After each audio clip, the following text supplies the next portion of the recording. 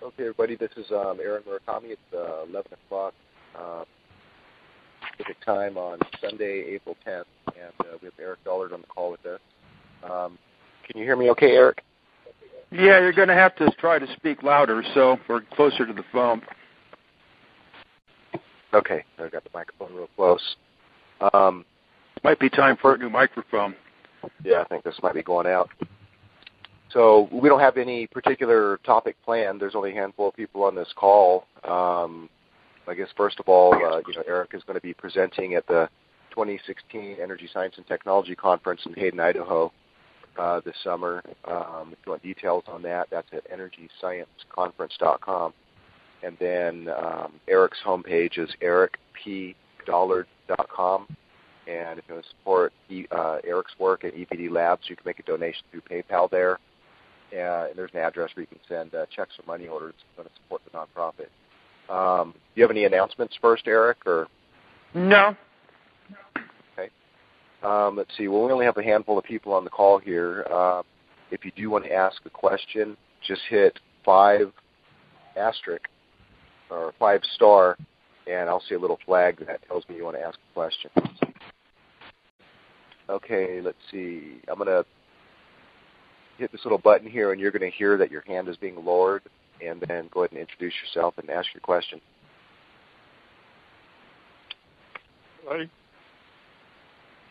Yeah, go ahead and speak up, and you can go ahead and introduce yourself and ask your question. Hello? Can you hear me? Yes. Right, okay. Hi, this is Michael Rieger. You might know me by the name of Sputins on the Energetic Forum from I post there occasionally. Okay. What is your username? Sputin. Okay. I'm from Australia, and it's 3 o'clock in the morning at the moment. Anyway, I have a question on the Crystal Radio Initiative.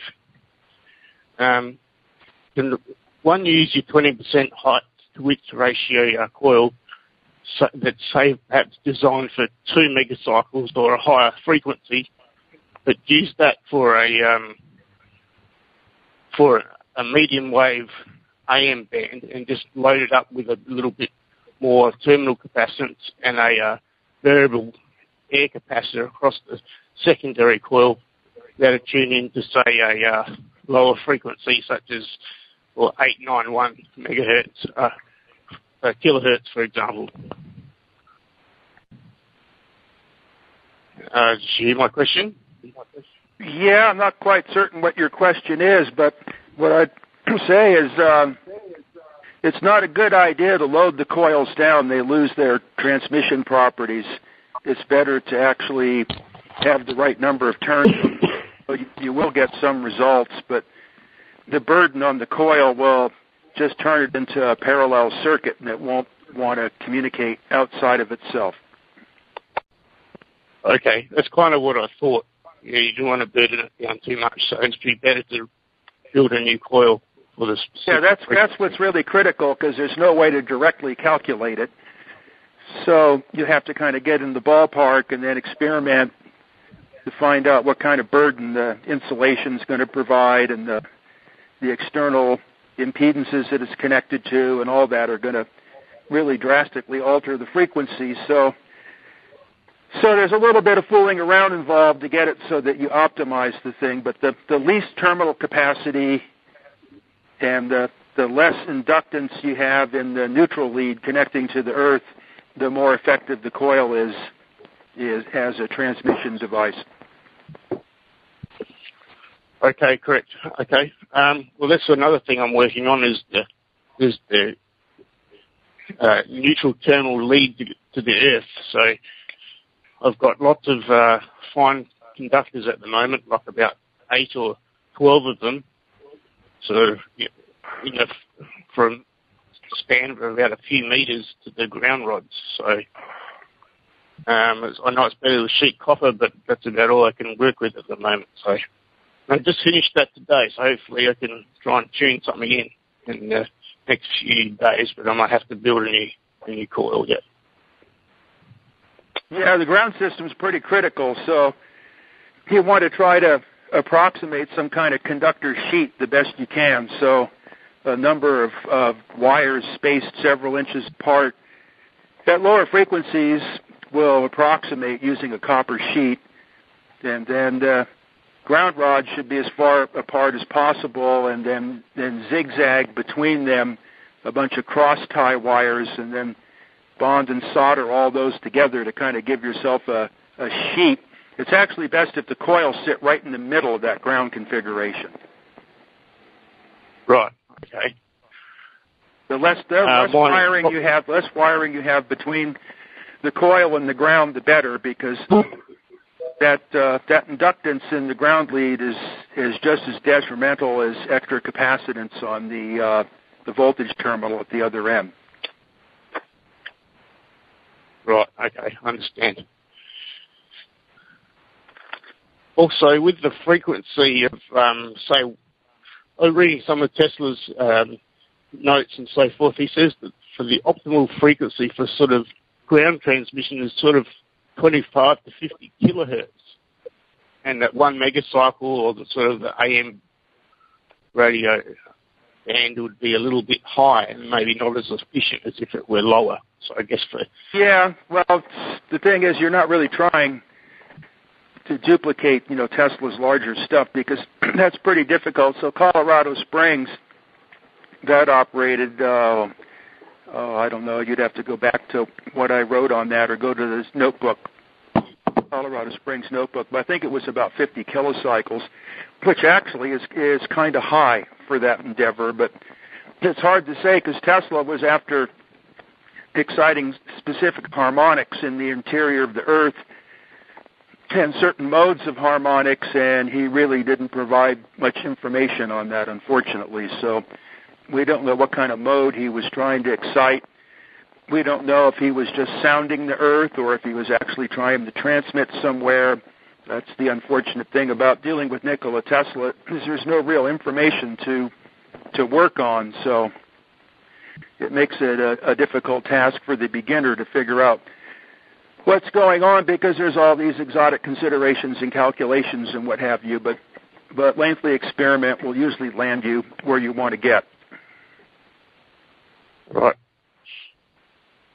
Changing the topic slightly, I had a question on J.J. Thomson's electromagnetic momentum, which you've spoken about, or lines or tubes of force terminating on objects to produce the inertia and so forth, or under that theory. And you said, at one point you hinted that using a Tesla apparatus, or your TMT, you might be able to kind of ground into counter space, as to find some sort of universal grounding point. Do you have any further thoughts on that particular idea? Well, I kind of don't quite get how the grounding ties in with the electromagnetic momentum, but the thing about Tesla's apparatus is it establishes a self-referencing condition where it doesn't need to be grounded as a reference. You can't do, because the ground is the output. So what Tesla seemed to have accomplished was establishing a network in the form of a coil that, when it was proportioned properly, it self-referenced. It grounded to another dimension, use the words of physics. Right, okay. Go ahead.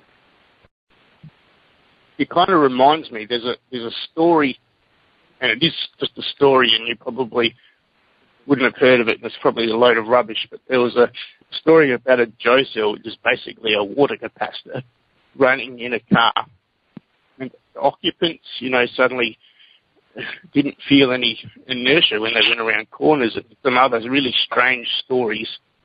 And I thought, well, maybe that particular cell, the way it was configured, may have had something to do with kind of a universal grounding point. And that would be what you would have to, what you're going to have to do to get rid of the inertia is there can't be any potential differentials between the object that you're trying to get rid of the inertia on and the surrounding environment. In other words, there can't be any lines of force attached to it. So that means that you have to raise that object or lower, or however you want to look at it. You have to make its potential exactly equal to the potential in its surroundings. So in order to establish that potential, you would have the same situation that you would with the Tesla transformers. You'd have to have some kind of self-referencing condition because you can't connect to anything external. So what we're really talking about is another type of electricity here that's monopolar.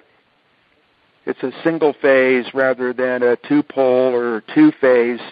The word single phase is used erroneously because the system phase number is the number of active conductors other than the neutral. So you always have to have two wires minimum, so you always have to have two poles or two phase. But Tesla's transformer creates a single phase alternating current. In other words, there's just one output terminal, and that's the neutral in the coil that connects to the ground. So according to J.J. Thomson's idea, if you were to render something inertialess, you would have to ground your generating device to some other dimension, for the lack of a better term. That's the difficult part here, because there's no real understanding of that. Right. So I don't know, maybe that water capacitor had something to do with it.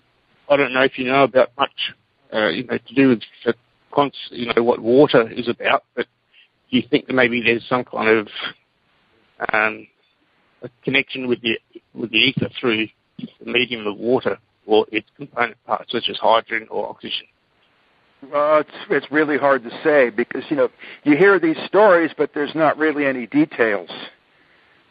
So basically, all you can do is speculate.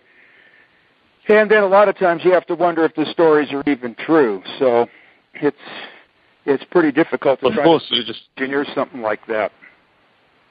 Yeah.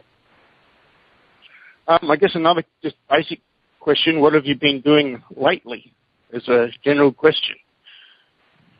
Working on my presentation, or trying to anyway, amongst the various complications that I have to face in order to keep everything intact here. So these presentations take about 4 months of intensive work. So that's basically what I'm working on all the time now, is to get this thing assembled and ready to go. It's really an overwhelming task. But I'm moving forward, and it looks like I have a general plan of presentation. So this one's going to be pretty theoretical. It's not going to be out there. It's not going to involve Caesar differential equations or anything of extraordinary complexity. It's pretty much going to be Ohm's law and algebra all the way through.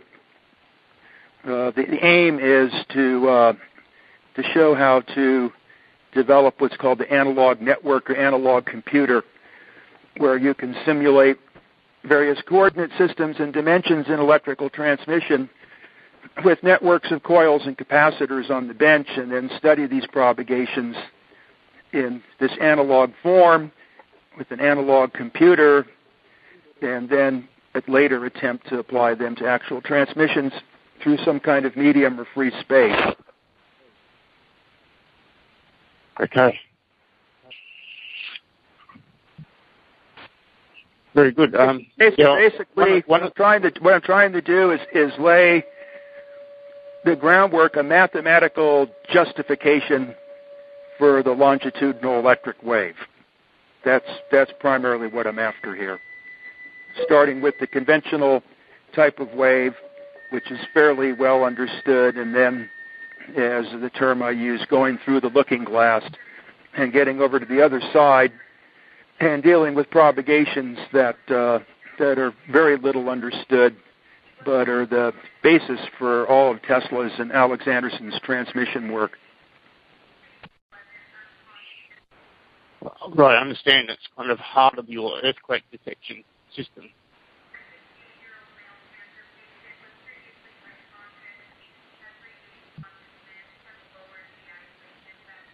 guess one of these days I'll have to get over to America and see one of your conferences, but I don't know if I can afford it this year, but one of these days hopefully I can.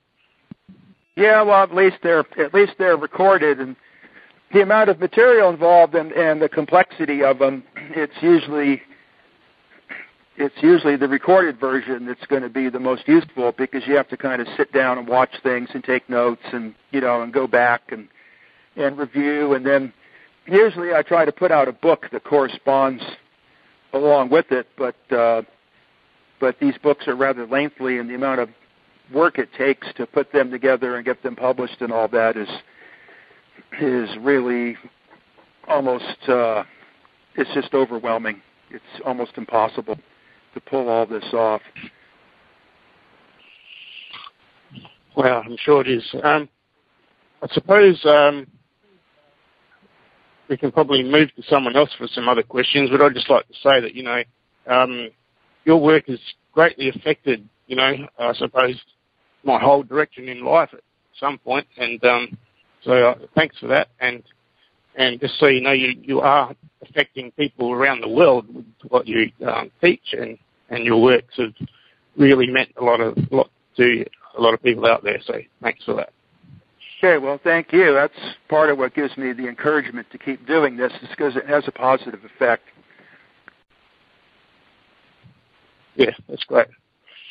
All right, Eric, well, I'll try and think out some more intelligent questions, but we can move over to someone else if they'd like to attend.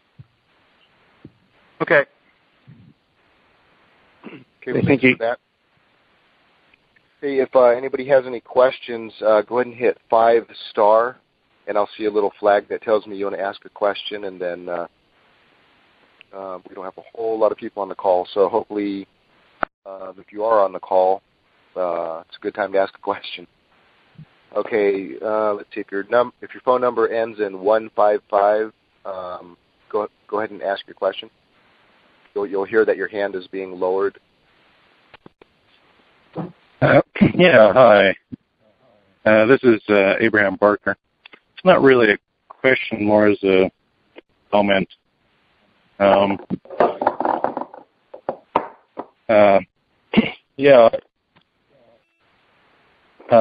Looking at Tesla's magnifying transmitter, I notice he likes to work with a lot of voltage-controlled elements. And I believe that his extra coil there was a voltage-controlled element. It was behaving as a trans-inductor, say. At one moment, it could act as a solid conductor, and another moment, it could act as an inductor. And I believe the only way that could possibly happen is if the coil itself was bare metal, because it was wrapped on a rubber insulator. But once the voltage got high enough and there were enough electrons, apparently they would jump between the coils and just go straight up the column. But if the voltage was positive and there were no electrons, then it had to conduct through the metal itself. Therefore, it's a voltage-controlled inductor. Any thoughts on that?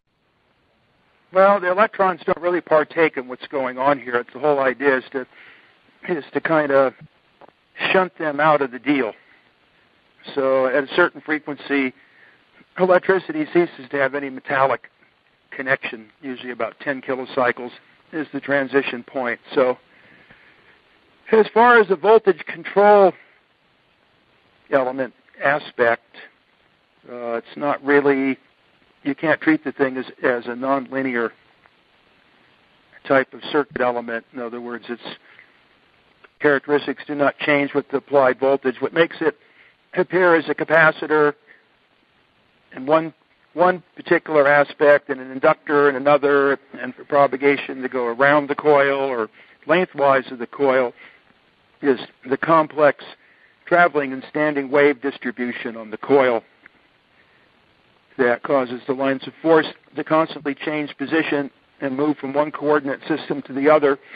It's a transient condition that has never been mathematically analyzed and is probably too complex to mathematically analyze, even though I've been trying to simplify this subject down where this stuff can be presented either with very basic differential equations or in an algebraic form, but it's not easy. There is a book written on it called Traveling Waves on Transmission Systems that does an admirable job of being able to calculate all these things and algebraically express how they work. But it's a very, very, very, those 3 chapters are very difficult. They're not for the beginner at all, and they're not fully developed because the mathematics just basically doesn't exist to define the situation. As far as the insulation goes on the coil, it's best to have the insulation. Otherwise, the corona losses are going to cause complications, and there's more chance that it will arc or burn into the coil form. So Tesla wrapped his conductors very thickly with insulating material. The one drawback of the insulating material is it increases the capacitance and burdens the coil. So there's all these conflicting factors. So that's why it's usually best to use a Teflon insulated so-called conductor, because the Teflon has a very high dielectric strength, yet it's really thin, and it doesn't contribute to the dielectric induction much, and its dielectric constant is relatively low. So the Teflon coating is pretty much invisible to the electrical process. Yeah, understood. I do have a website with one page on it at abebarker.webs.com that kind of goes over the patent, points out where it could be a possibility, but it's really not a very, very long-lasting option, because I think if the coil was uninsulated, at least the extra coil part, not the primary and secondary, it would corrode, and it would not last very long. So, I don't know. Anyway. Yeah, that's another factor is you get corrosion on the surface of the conductor, and then that just adds more losses into the system.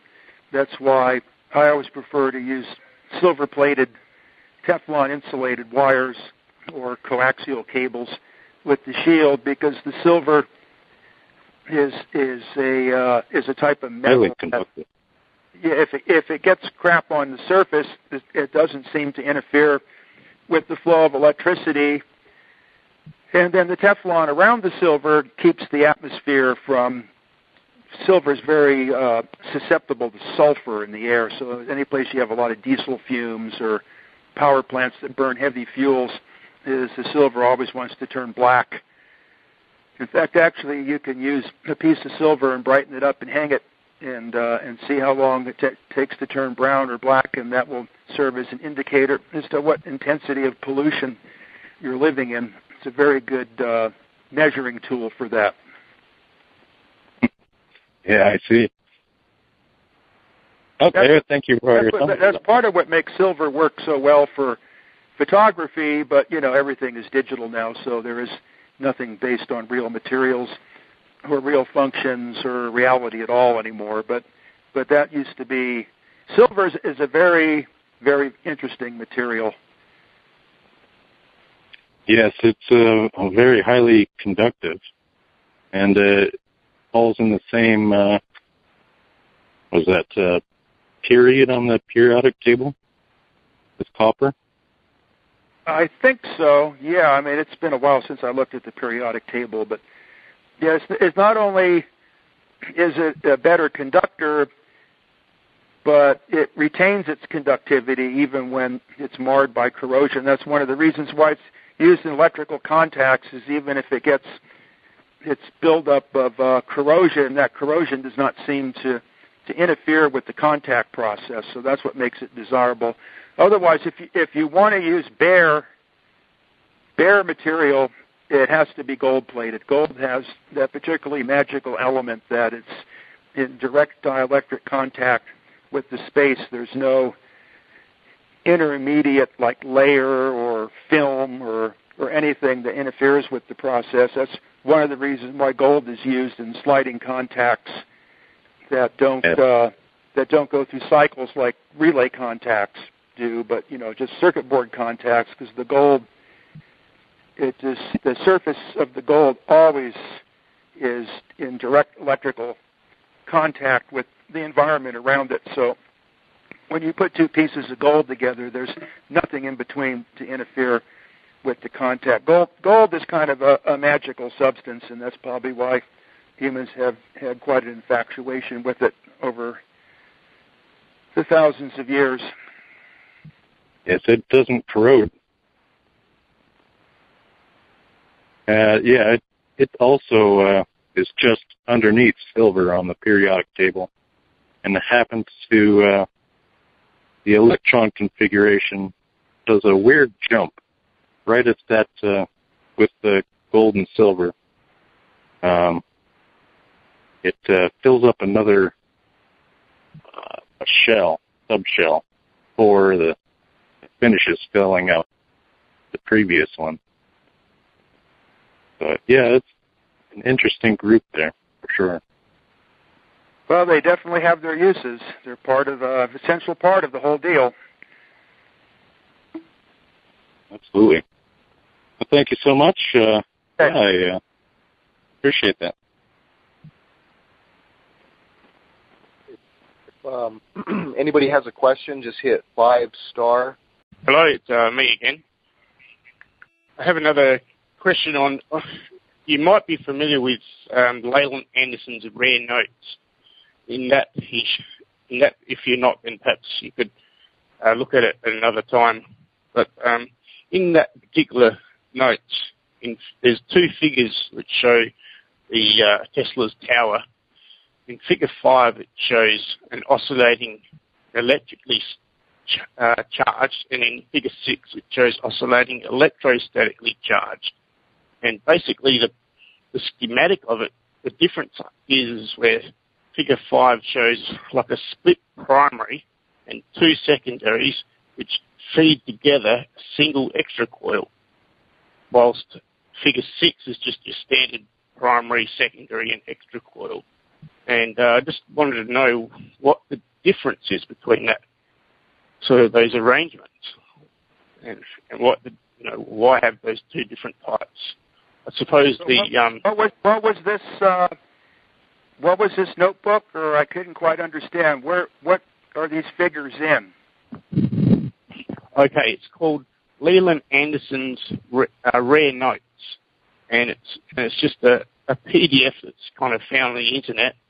It's only a couple of pages with some other. So he's put out some more material. But I still didn't get the name. Maybe somebody can repeat it for me. What was the name of his paper? It's just called the Rare Notes. The Rare Notes? No, like rare as in something hard to find. It's in like rare. R-A. Oh, rare notes. Oh, okay. Yeah. Aaron would probably find it for you on the internet, but it's the two different types of show there, and I just don't know what the differences are. It's kind of like you can imagine the cosmic induction system where you've got your two primaries and your two coils driving a single extra coil, and he calls that statically charged, and whilst the normal kind of setup he calls electrostatically charged. So I don't know what he means, why he shows the two differences there. But it's something maybe Aaron could find for you at some point. You could kind of put your thoughts on what you see in those diagrams. Well, what you can do is you can mail it to me in Lone Pine with your questions about it, and then I can sit down and look at it and then answer you back and send you the details. Okay, sure, I can do that. That's usually the best way. When things start to get complicated, that's the best way to interact with me, because then I can just sit right down there and drink a cup of coffee and start working on it, and then write up an explanation for you. So I do that quite a bit. I get quite a bit of mail every month. People have this thing to show me or that thing to show me, and they want my comment on it. So, and I always respond unless it's so outrageous that I don't want to deal with it. But then you get a postcard with a picture of a coyote on it. Right. I can send that to you and get some more questions as I come up with them. Yeah. Also, about your cosmic ray detector, I've actually kind of half built it. Well, I just need to get the relay function in it working. I just wanted to know a little bit about what your thoughts on that device are and how we can utilize it and that sort of thing. I think only myself and Smokey kind of have had a go at it so far, as far as I know. Just wanted to know a little bit more information on it.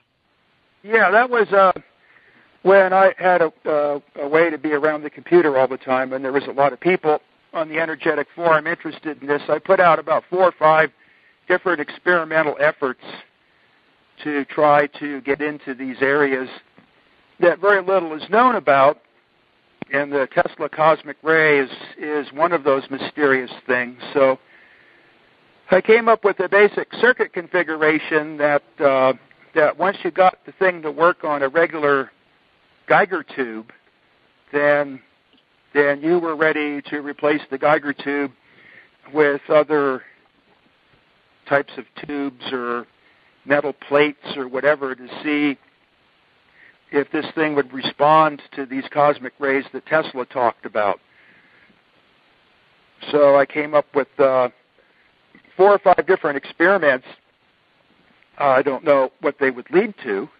It's something that I put out there to encourage people to get into this stuff and learn about it and figure out some way to duplicate this ray receiving system that Tesla has numerous patents on, and come up with something that other than a Geiger tube, which is an ionization methodology, but to come up with something different than that, which absorbs the impact of the cosmic ray. I was proposing using photosensitive surfaces like phototubes and charging them to very high electrostatic potentials, so that if one of these Tesla cosmic rays impacted the photoelectric surface, the high potential would cause the expulsion of it, and then that would cause an overall potential shift and capacitance change that would be picked up by the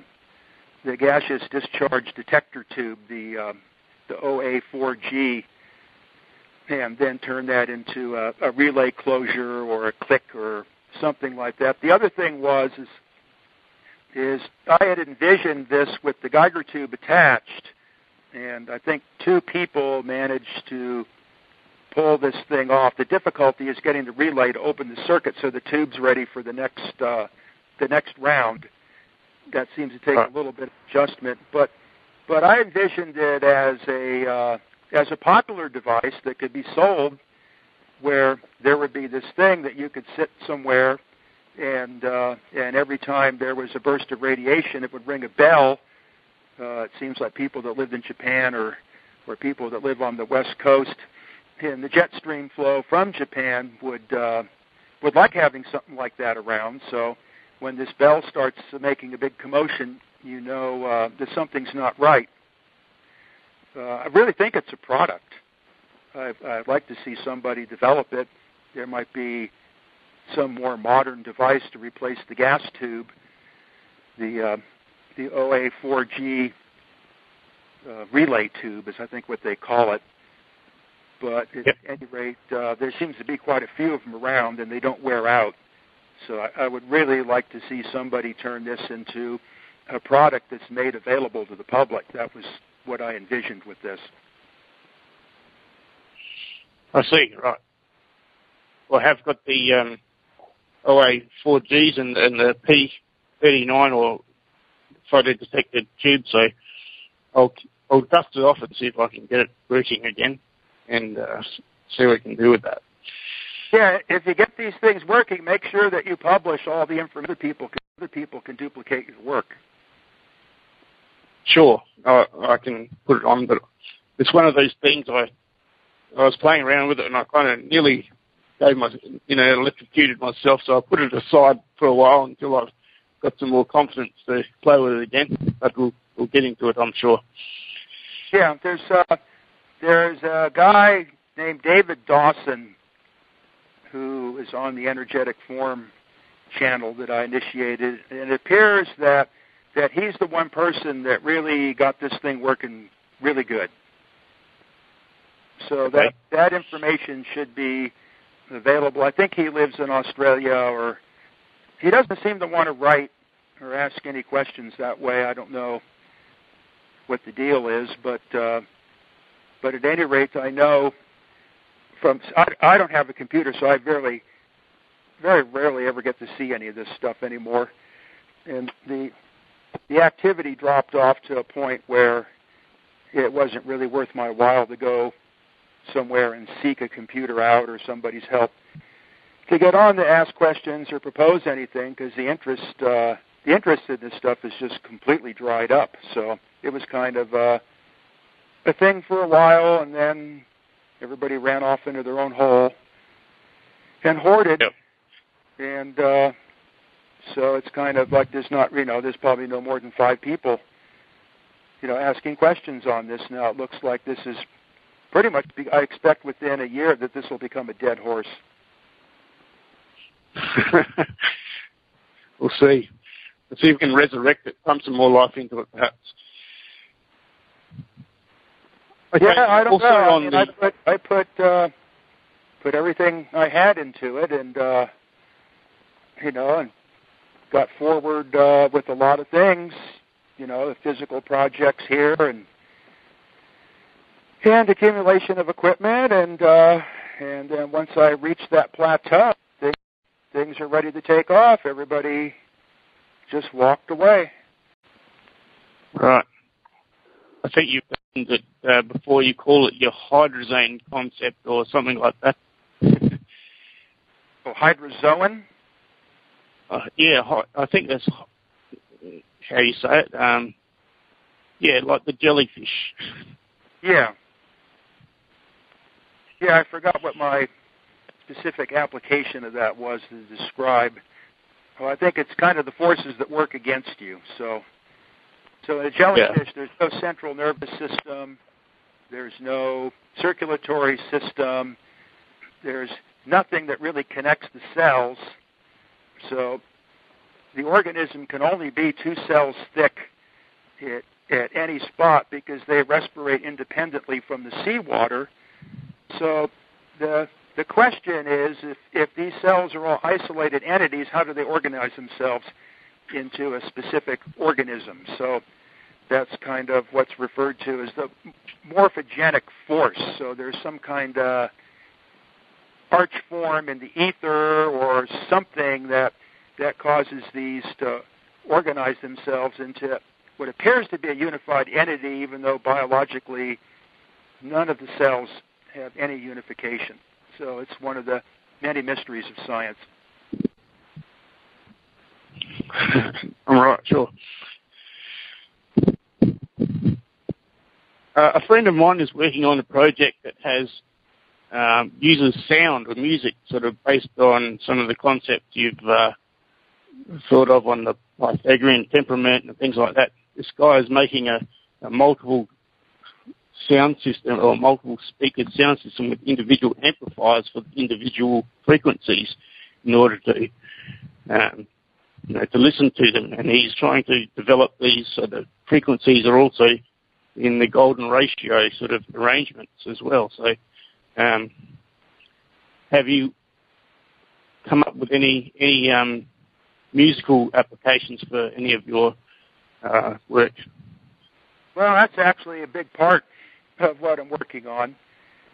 It's usually in reference to to the Earth or seismic or natural phenomena, using the Earth as a musical generating type of system. So it's like the musical seismograph that I was attempting to develop here is to look at graphs on a computer or squiggles on a piece of paper, whatever. It doesn't really tell you anything.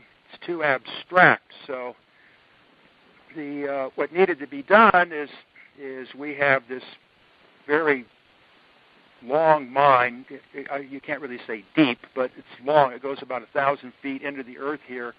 It's an XYZ coordinate system, so there's a north-south movement detector, east-west movement detector, an up-down movement detector. So the complication is how to get the signals from the mine in the town. So you have to use carrier multiplex. So the plan was to convert each of the three coordinates into an audio tone, and then use that audio tone, send it through a phone line, and then demodulate the audio tone back into the slow-moving seismic component to move the pens or the oscilloscope screen, the dot on the oscilloscope or whatever.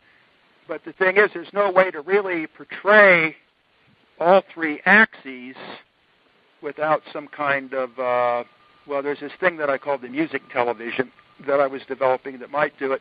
But then it dawned on me that if I make the vertical seismic movement the interval of the octave, and I make the north-south movement the interval of the fifth, and I make the east-west movement the interval of the third, and then, as I normally do with these seismic systems, I operate about 1 million times the sensitivity that they're normally used at by the geological people or whatever. They don't turn the gain up nearly as high as I do. I take it all the way to the level like radar receivers, where the power amplification can reach as high as 10 to the 12th.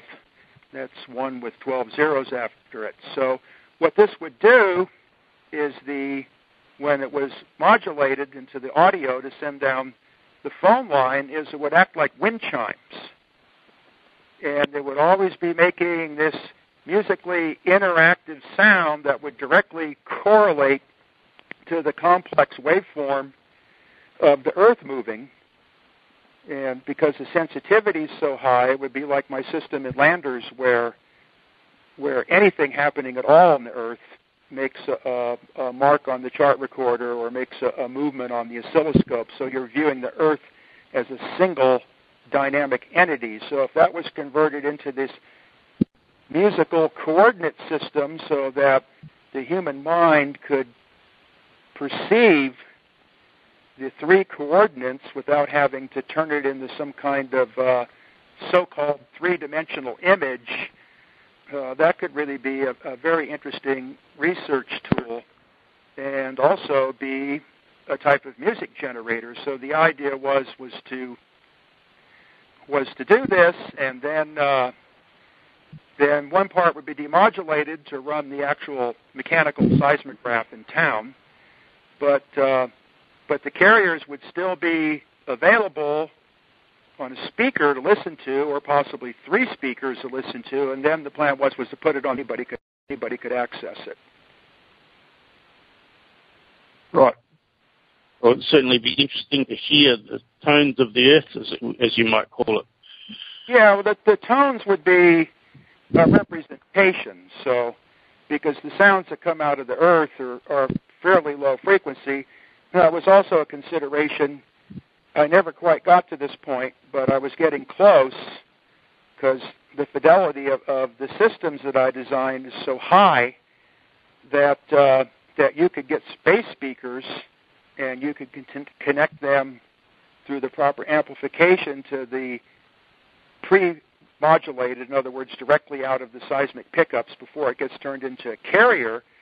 And because I noticed from hours and hours and hours of staring at the oscilloscope at Landers and observing these waveforms is there's a lot of interesting cracking and banging sounds and ringings and other audible noises that come out of the ground. So that was an idea to be one of the outputs. You'd have to use some kind of speaker like a Bose 901 or AR2A or something that's renowned for its low frequency response, because some of the stuff you wouldn't be able to hear, but you could feel it. So there's all kinds of fantastic possibilities with this stuff.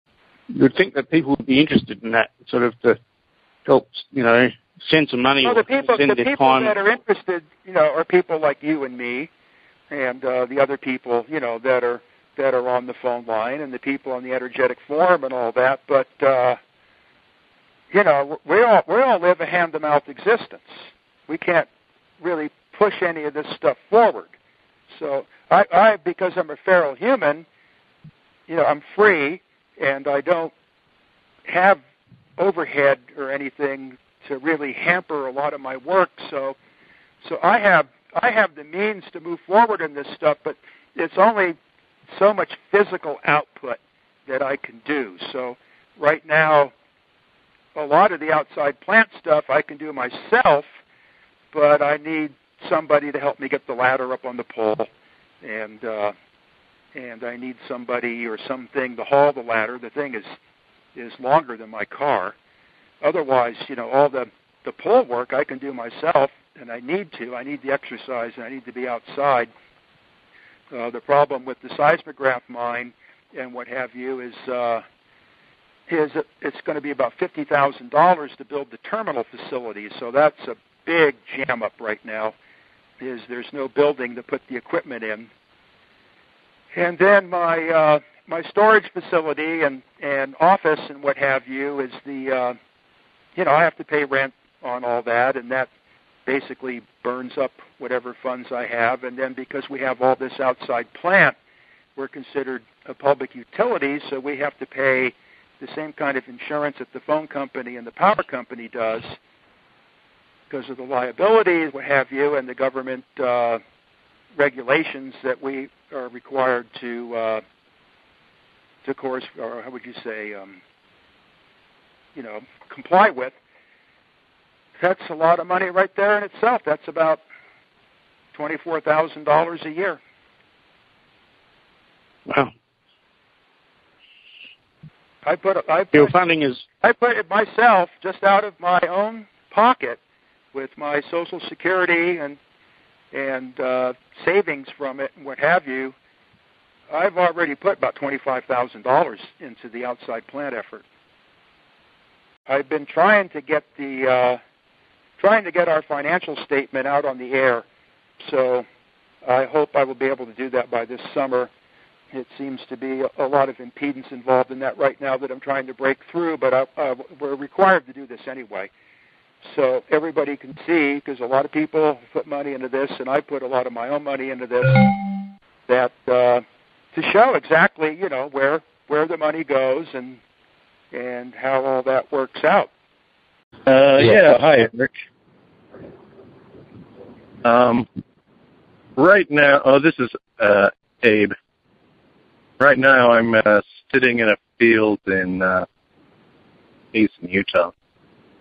Got my backpack and my sleeping bag. Just wondering what to do.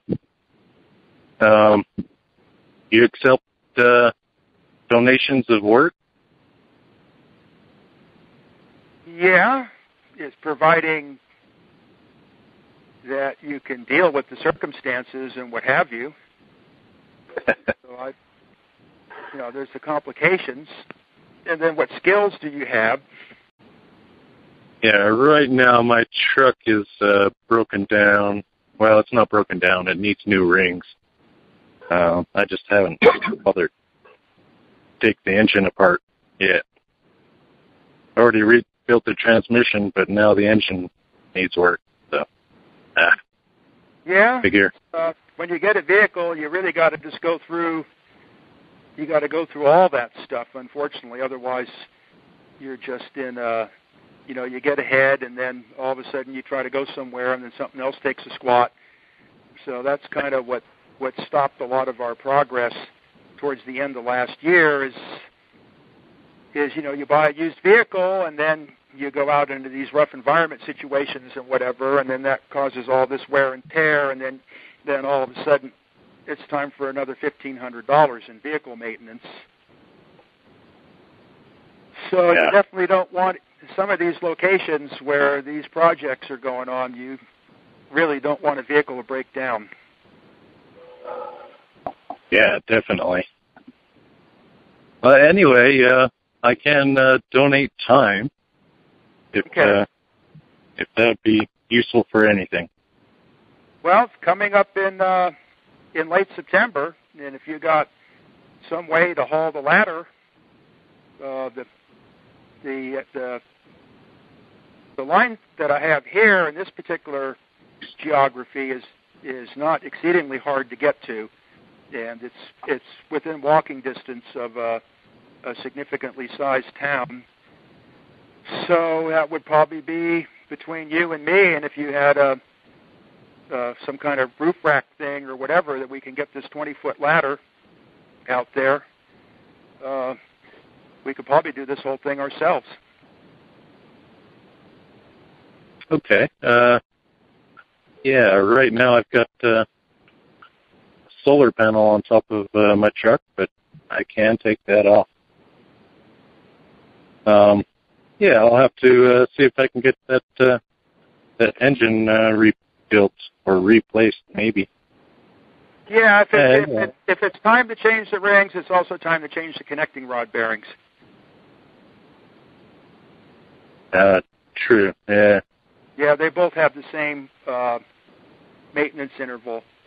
So prefer somewhere between 150 and 200,000 miles if you want to keep your engine at military spec, like I try to do with the Cola. It's rings and connecting rod bearings, and then at 300,000 miles, it's the main bearings and the camshaft bearings, and then preferably the rings and the connecting rod bearings again. Yeah. So who makes the vehicle? What's the brand of it? This is an old Ford F-150 with the inline-6 engine. It's supposed to be a really good engine. Yeah, doesn't have any. Pretty basic. Oh yeah, really simple. So what year is it? An 85.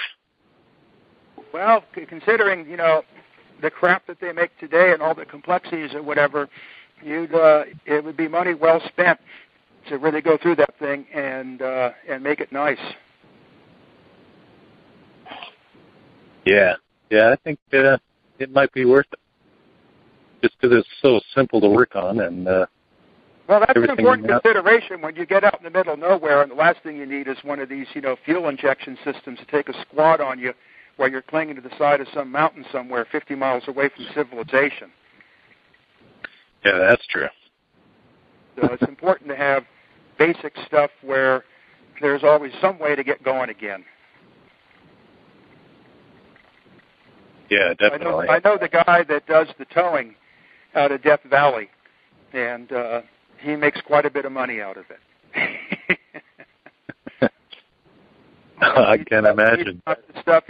Whatever outstanding level of stupidity that you display in getting yourself really screwed up out there, he'll get you out. But at any rate, his wallet will be very fat afterwards. Yeah. Yeah, when you're in desperate situations, people will pay anything. Yeah. Are you on any of the mailing lists, or do you have any of the email addresses? I'm not on any of the mailing lists. I've got your web page. How did you find out about this call? Through Facebook. Okay, so through there you can, if you want to send a private message or something with your contact info, then we can be in touch if you potentially will be helping with Eric. I'm also going to be putting up some type of form or application online that people can fill out, so Eric can kind of go over those and see what kind of experience everybody has. I was going to do that after the last call, but I went out of town, and so I'll be catching up on a few of those things. But we will have a form for anybody to fill out that wants to volunteer. And so I'm sure you'll see a link to that on Facebook. Do you have any other questions or? Not at the moment. Okay. Let's see. I'll go and take another question here. Let's see. We're going on an hour and 5 minutes right now. You okay for a few, Eric? Oh, I can keep going all day. Right. Okay. Let's see. If your number is ending in 155, go ahead and ask your question. That's me. Oh, that is it? Yeah, I was just there. Hi. I was 154. Hello? Hello? Okay, do you have go ahead and introduce yourself and ask your question. Hey, can you hear me? Yeah. Oh, okay. Hi, my name is Robert. Yeah, Eric, I know that I was following some of your videos, some of your information regarding your study of the sun. Is it possible, let me ask this question, kind of precursor. Were you able to confirm the distance of the sun from the center surface of the Earth and the moon? And the second part is, could it be measured based on the atmospheric layer temperature and the thermostat? Yeah, I have no way to measure the distance or any time. Hello? Basically, it was the ionosphere that I was using as my indication. So I had a very sophisticated RCA dual diversity shortwave receiving system and two antennas that were pointed at right angles to each other. So I have this thing that I called the Earth stereo, where you could hear the echoes and what have you of the signals around the Earth.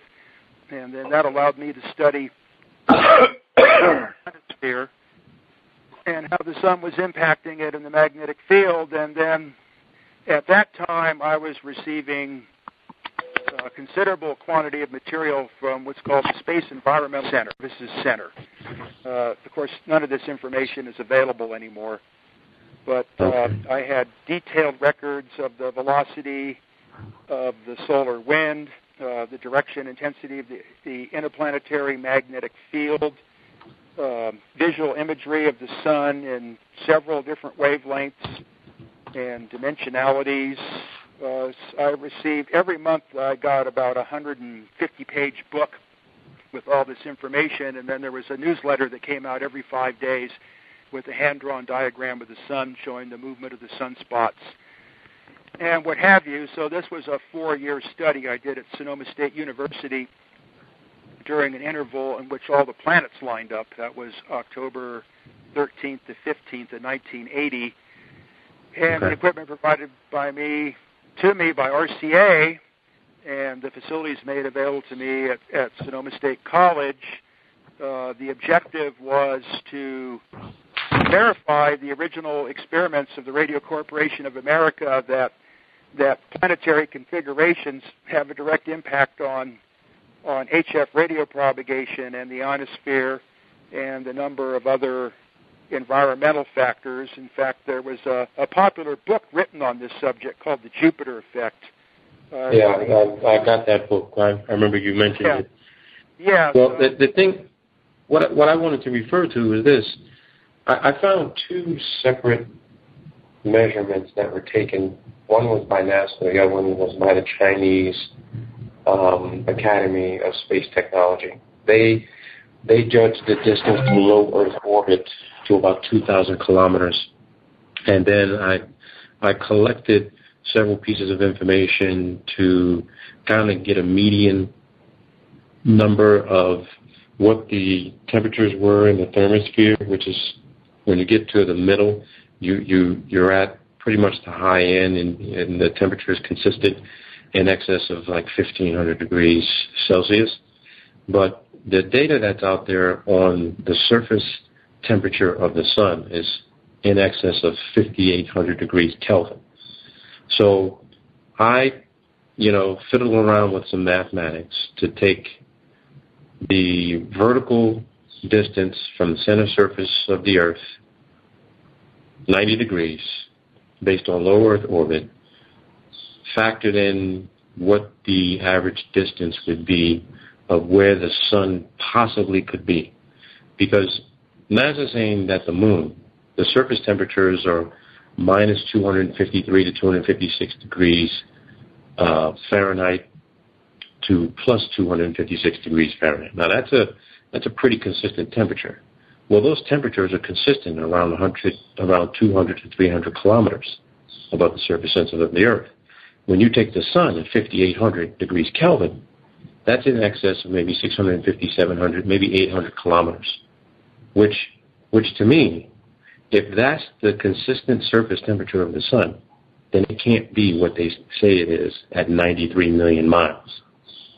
And that's how I ended up coming up with some sort of more, I'm not going to say definitive, but it's a better average than what is being put out there in science.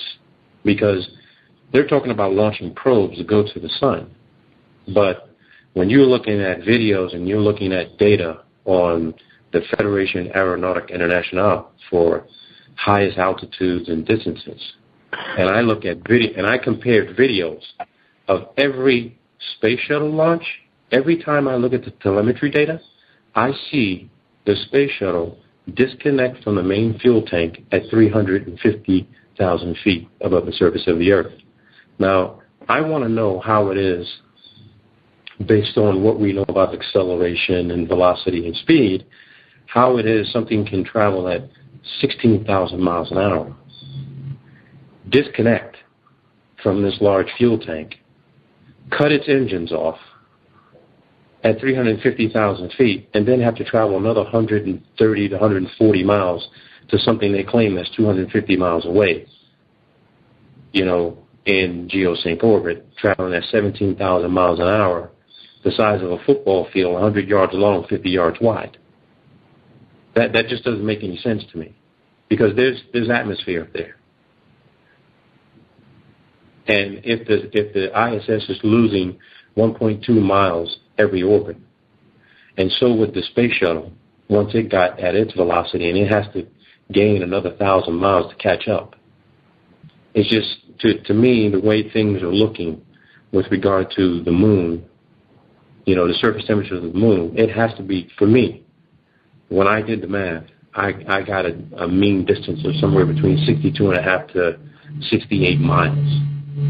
68 miles. And I've also been doing research on Dr. James Van Allen. He claimed to have launched a 3-foot rocket on a balloon from the University of Iowa in 1957. And somehow this rocket got to 2,400 kilometers from the surface of the Earth in Iowa, from the football field, to measure the Van Allen belts. And this is all in his papers.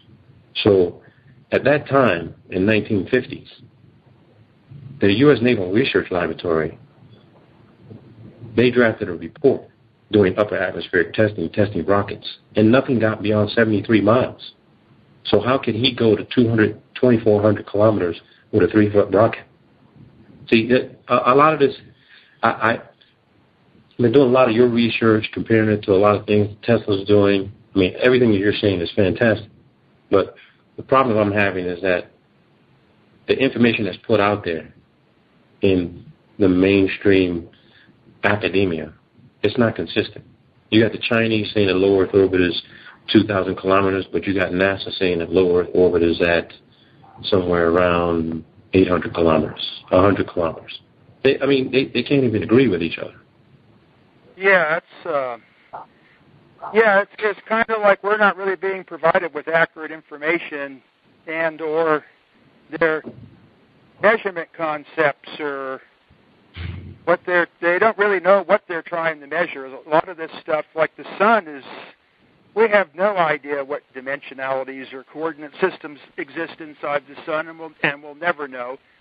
hollow sun concept presents itself in that situation. And then when you get in outer space, you can't see any direct light.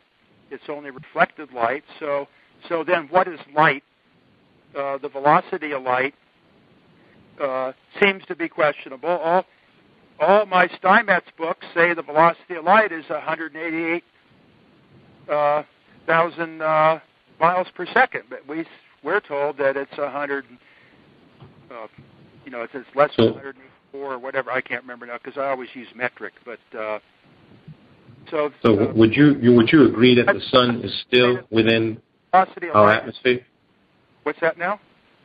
Would you agree then that the sun can't be in free space and it's somewhere within the exosphere and it's reflecting off of the rest of the gases and whatever particles that are inside our atmosphere and it's not in free space? Yeah, well, apparently the primary emission from the suns and the stars is not light. It's something else. So that means that the velocity of light would have no meaning because it's not light. It's only light when it comes in contact with physical matter, and then that's kind of how it presents itself to us anyway, because, you can have a light bulb hanging on the ceiling and it's lighting up the page on the table, but it's not lighting up anything in between. So there's all these inconsistencies, and then if you want to get a perspective in all this, I really recommend going back and reading E.T. Whittaker's books on the history of the theories of ether and electricity, and you'll find out that the science of optics was a very convoluted thing during this scientific age, if you want to call it such, in the 1900s. And there's so many inconsistencies and experiments that didn't correspond to equations and concepts. It seems like basically what happened is after about late 1890s into 1900 that everything actually started going backwards. Okay. Until now, I would agree with that. Now it's just gibberish. It's like we were on the internet the other day, me and one other guy that's part of my organization here, searching for grants. So he was on the internet and I was on the telephone talking to him. And, these various people that do this earthquake and geological research and all that is the language is so wordy and beating around the bush and so overly complicated and abstract and symbolic that it has no connection to reality whatsoever. That's exactly what Nikola Tesla said. That's exactly what Tesla says. Scientists fiddle around equation after equation, trying to develop some sort of construct that has no relation to reality at all. No. The thing is here, I'm a professor on the subject, and my whole life since 6 years old has been devoted to electrical transmission and experimentation and research into electrical transmission, whether it be radio or wireline or whatever. And by the time that I graduated from high school, I was a licensed radio engineer and was a competent electrical engineer, and felt this confidence that, it's all so explainable, and all you have to do is just go run back to Maxwell's equations and you'll find an answer. But that's not true at all. Those things are just projections and shadows of what's really going on. And then in putting this presentation together, and in my most recent studies of the transmission theory, is probably one of the high priests of transmission theory and network theory is a man by the name of Ernst Gilliman. And he really brought the thing to, how would you say, kind of like a level of conclusion and understanding and unification.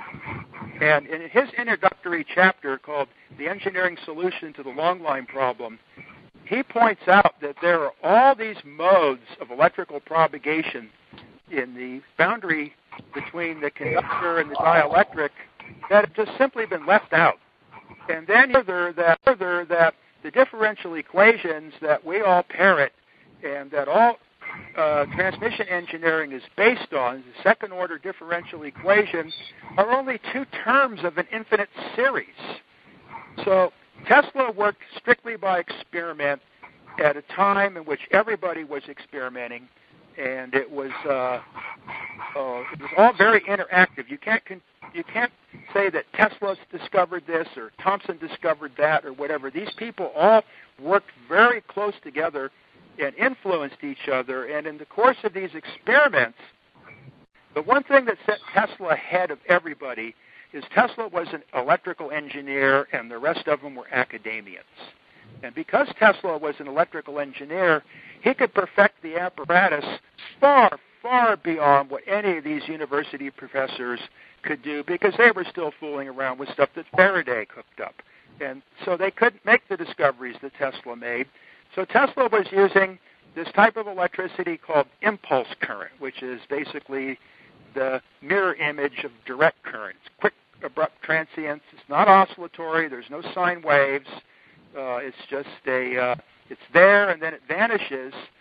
And then when you make reference to Ernst Gilliman's writings about these surface waves and the radio work of Reginald Fessenden, who was surface waves, and the radio work of Massey, who was broadcasting or transmitting through the magnetic lines of force themselves as a medium, like wires, Tesla, through his experiments and the waveforms he was using, quite possibly discovered modes of electrical transmission that are just completely neglected. You can't say, oh, well, Tesla was just, it was just radio waves, or it was just electrostatic fields, or it was just this or just that, and we can go, with Ohm's law and geometry and all these things and fit everything that Tesla did in a strange way, but fit it into conventional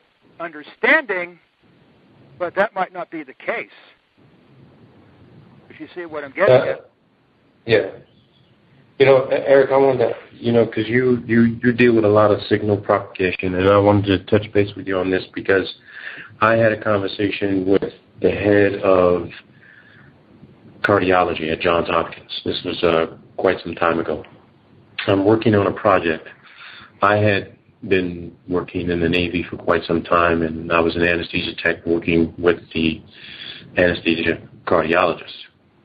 And my research for the past, I'd say, 10 years has involved capturing a specific neurocardiac signature and identifying the signature patterns of the sensory neurites in the human heart. And what I found out when I started diving into electromagnetism is that the heart emits its own electromagnetic field. That field becomes stronger in colder temperatures. Which means that for me to conduct any sort of field testing, I'd have a higher rate of success, conducting this experiment in colder temperatures. Now, I also went into the realm of, looking into advanced Wi-Fi and turning current Wi-Fi into a biomedical measurement and signature intelligence device, whereby instead of it picking up radio frequency signals and transmitting them, it would actually pick up the specific signature that every single human heart gave off from the SA node. The SA node is the first electrical spark actually functioning within 3 to 4 weeks of conception. It's the first signal present in the human body. The heart hasn't formed, the brain hasn't formed, none of the other neurological systems have formed. You just have this small piece of fibrous neurological tissue firing on an oscillator, on a echograph, creating the sound that you would hear when when a mother's pregnant 3 or 4 weeks. So my thought was this: it took me into another area with regard to the resonance of the sun and what that frequency was. And a lot of the research I've been finding out is that the resonance, the sound and signature of the sun is nearly identical to the same electromagnetic field signature of the human heart. And then it took me into another area regarding the electromagnetic field supposedly around the Earth.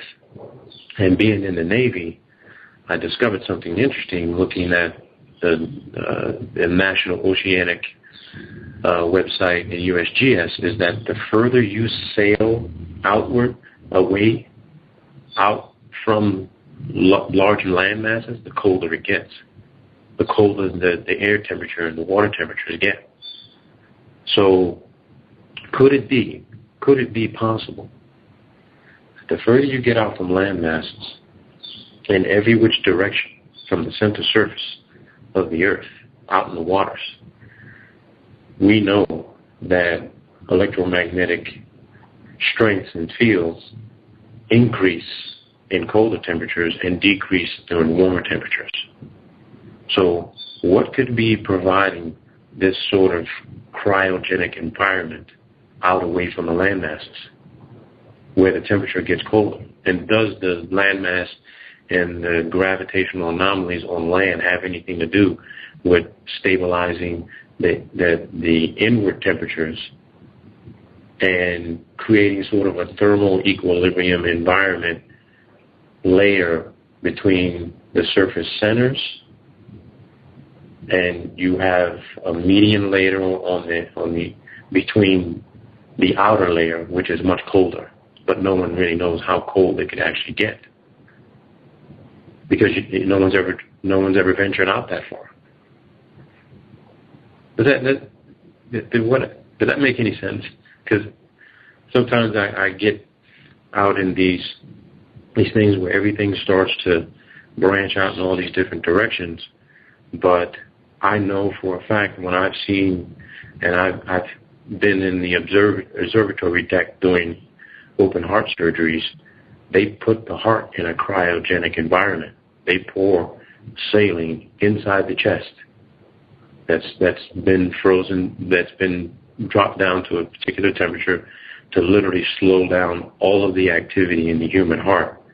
And literally, when they are finished what they're doing, I've seen cardiac surgeons just basically flick the heart like they're trying to test for the ripeness of a watermelon or a cantaloupe, and it immediately starts with no paddles, no electrical, jump starter charge. Some patients require an electrical jump starter charge, but I found out that the SA node could literally, the entire electrical activity of the heart could be restarted with a 9-volt battery. A 9-volt battery. You don't require 100, 200, 300 joules of electricity. You can get it started with a 9-volt battery. Yeah, well, that makes sense. I just wanted to hear. I just wanted to hear what you thought the heart is operating on anyway. So, they hit the thing with a half an amp of electric current. It doesn't sound necessary. That 9-volt battery, in a conductive environment like that, actually puts out a rather substantial current. It's not surprising. Yeah, exactly. You start the heart. Probably even a smaller quantity of electric charge would do it. It'd be interesting in the experiment to see what the minimum electric charge is. Otherwise, what you're talking about is kind of outside of my field, so I don't know exactly what to say, but it's quite evident that things are a lot more complex than we're led to believe, and to use the term electromagnetism is not really correct anymore, because electromagnetism is just one very isolated coordinate and dimensional reality, and there are so many different fields. You can turn to the work of Wilhelm Reich for that, and his orgone, and the electrostatic researches of Nikola Tesla, and the stuff that Ernst Gilliman talks about, and whatever. And Electromagnetic. Did you say it's You said it's electrostatic. It's electrostatic, not electromagnetic. Yeah, Tesla's technology was all electrostatic. Electrostatic's not really the right word. Steinmetz sought other terms, and he called it the dielectric field. But there's a certain complication with that because the dielectric supports both magnetic and electrostatic induction. So to come up with a language to describe this stuff can be rather difficult. That's one of the immense difficulties I have in writing my books and presentations is to keep a consistent notation, because particularly with the Versor algebra book, because the electromotive force E has so many different configurations that it's very difficult to come up with any kind of sensible arrangement that doesn't have such a clutter of subscripts that you can't visualize it anymore. So that's another complication, like in the transmission books I'm writing, is the word voltage has no meaning. Current does, but the word voltage has no meaning. And that's something that's not understood, is the term voltage. It's interesting to hear. Go ahead.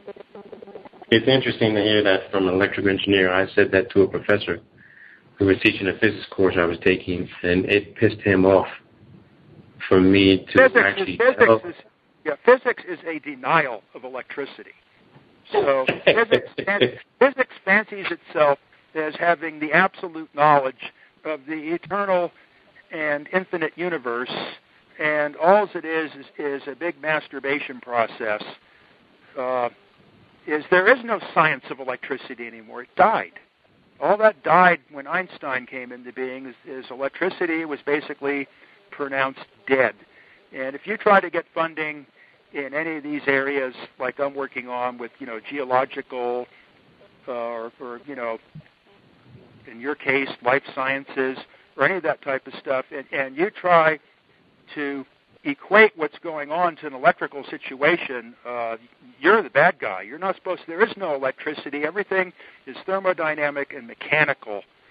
And so, situation, everyone parrots voltage. You can go around and ask 100 people, some of who are supposed to know and some who are not supposed or wouldn't know what voltage is, and everybody will give you a different answer, because voltage is just it's a dimensional construct. It's a bottle to put, it's to put something in. So you either have electrostatic potential or you have electromotive force. And electrostatic potential and electromotive force are two very, very, very different things. And it's the same thing with current. You either have conduction current or you have displacement current. And again, those are two very, very different things. And in the book that was originally called Lone Pine Writings, I make a very forcible attempt to clarify that issue and to come up with the proper notation that separates these four terms, because electricity is always a fourth-order relationship. It's not a second-order relationship. It's a fourth-order relationship. And to express it in a second-order relationship is just to look at the shadow of it. And unfortunately, the physicists, in their ignorance of the subject, have just petrified everything. I struggled for I don't know how many years to answer a very simple question, is what ratio of electrostatic potential to conduction current in a two-wire transmission line will cause the magnetic force, which is pushing the wires out, and the dielectric force, which is pulling the wires in, to be equal, and then there's no net force on the wires. And I struggled with physics books on that, and the result was I threw them in the garbage. Eric, you got me thinking really deep just now. I want to ask you this, and I know that this is crazy, because everybody, and Erica, out of anybody, there are people out there trying to create perpetual energy systems, okay? And you just got me thinking about something that was shared with me by an MIT professor, and he sent me an equation. He sent me Planck's equation on black body radiation. And this is my thought with regard to electricity. If you have an electrical current flowing through a cable, which is encompassed of several different other wires. And you're able to not only get that energy and that power from that current being generated, but you're also storing the black body radiation that's being emitted from that cable and having it stored in another system inside some sort of device whereby when the electrical current is cut off or extended, you now switch to the black body radiation that's been stored to use for backup energy. And I'm not sure I listened to a lot of your videos, read a lot of your information. I'm not sure if you had actually mentioned black body radiation before, but this is something that was introduced to me a few years ago, and I'm still studying it. And it just became really interesting because I had been working on this technological capability with Wi-Fi, and I was missing something in a lot of the math and the algorithms that I was putting together. And someone said to me, hey, you might want to look at this. And it was this MIT professor, and it blew my mind because when I started looking at the math, I'm like, wait a minute, everything emits some sort of black body radiation. Even a spoon that you just touch with your own hand and placed on a table with the right calibrations on a thermal imaging camera, you'd be able to pick up the level of black body radiation that spoon is actually emitting at that particular moment when you let it go and put it on the table. And I got the same idea when I started looking into, we started discussing, in the classroom how you could literally become more energy efficient by using the energy that was being created to produce to capitalize on a secondary form of energy that was being emitted by the creation of the original source, which was black body radiation. Just wanted to hear what you had to say on that. Oh, it's kind of a little bit out of my understanding. So for me, black body radiation is something that I have to deal with in microwave antennas and particularly any kind of outer space communications. But it sounds kind of sounds like what's going on. The black body radiation, from what you might be saying here, is always being emitted, even though it can't be accounted for by any particular thermodynamic input that was stored, then is emitting the radiation. Now, the thing with currents and cables and all that is a current's just a shadow of a magnetic field of induction. So a current comes about by magnetism being basically consumed inside the conductor. So I put together, I deciphered a lot of J.J. Thomson's work on that, and I put that out on the internet. It's presently out in what we refer to right now as notebook number 4, because none of this is being transcribed or published, but the Thomson theory of how conduction current comes about and the relationship with magnetism. And then Thomson asserts that magnetism also is a secondary, and that it's actually what he called the Faraday tubes, or the ether lines of force, which are basically electrostatic or dielectric in nature, and showed that everything basically evolves out of these tubes of electric induction, and the current flow in the conductor is an end of the line situation. Years ago I used to give the analogy is current is the footprints in the snow of the invisible man. I like that. Invisible man, you can see his footprints, but you can't see him. So how do you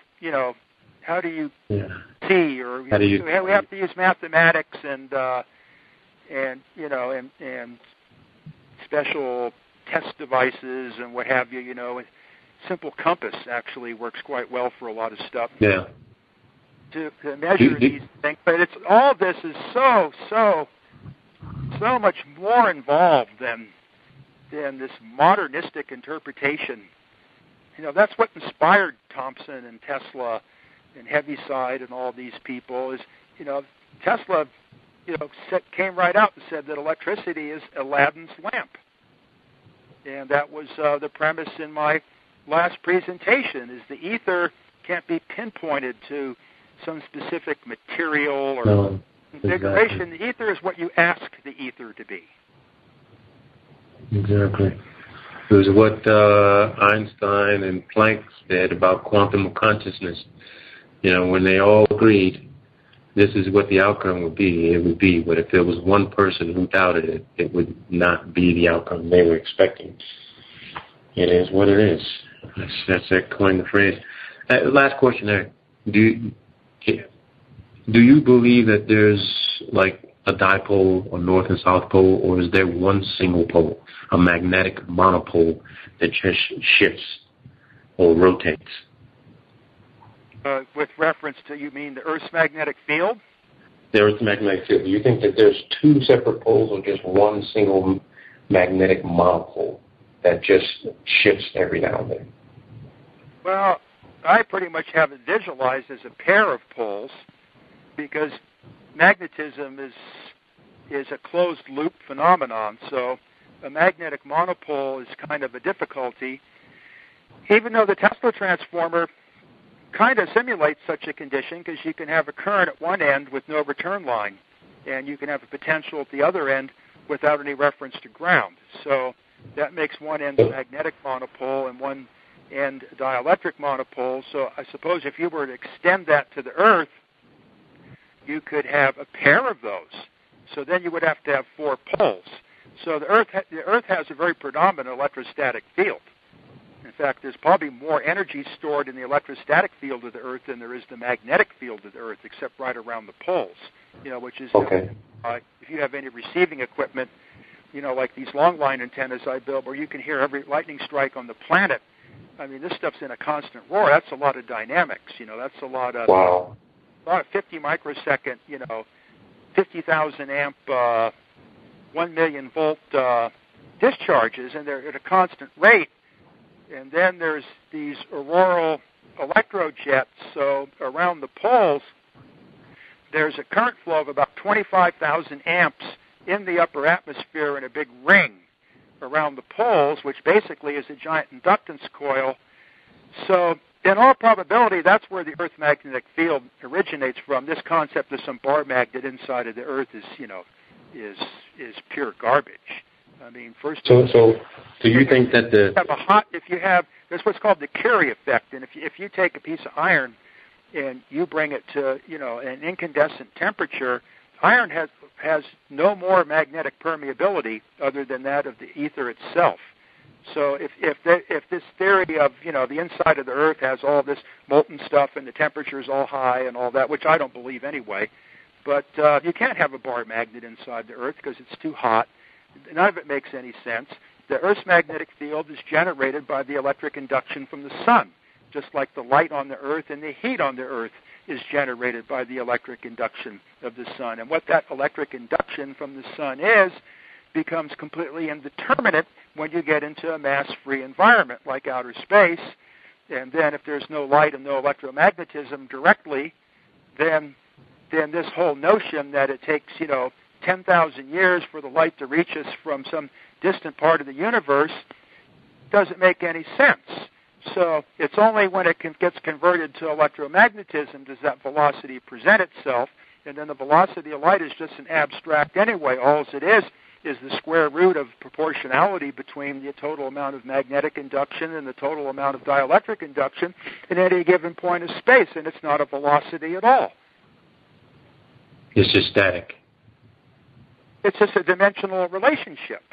It just happens to be, I hit on this real heavy in the presentation before last, is how did this understanding of Maxwell and the velocity of light come about? And basically, it's just a proportionality factor that exists between the magnetic field and the dielectric field that gives you the dimensions of 1 over velocity squared, which happens to numerically and dimensionally equal 1 over the speed of light squared, but it's not the speed of light. And the thing I hope to point out in this next presentation is when you start doing transmission studies, you can get yourself in real deep trouble in your calculations, assuming that the propagation velocity is that of light in that particular medium, because the lower you go in frequency and you start getting close to DC, the propagation velocity goes down and down and down. So if you have a 25-cycle power system, like for a major electrical railway, and you're using conductors that there's no skin effect because the frequency is so low, and that the full conduction is taking part in the metal, the velocity of propagation is only about 10% that of light. And when you get down to direct current, there's no propagation velocity at all. So there's basically no theoretical understanding or justification for how direct current can even exist. Wow. So there's all these open-end situations that just simply aren't addressed anymore. When, in the days of Steinmetz and Kennelly and Heaviside and all these people, these things were still being considered. But now it's gone. I don't even think I would go so far to say that electrical engineering itself doesn't even exist anymore. The stuff that I see going on in the power system, for somebody that was spoon-fed on this since the age of 6, to me is absolutely appalling. It's almost pornographic. Yeah, I'm not an electrical engineer, and I know very little about electricity.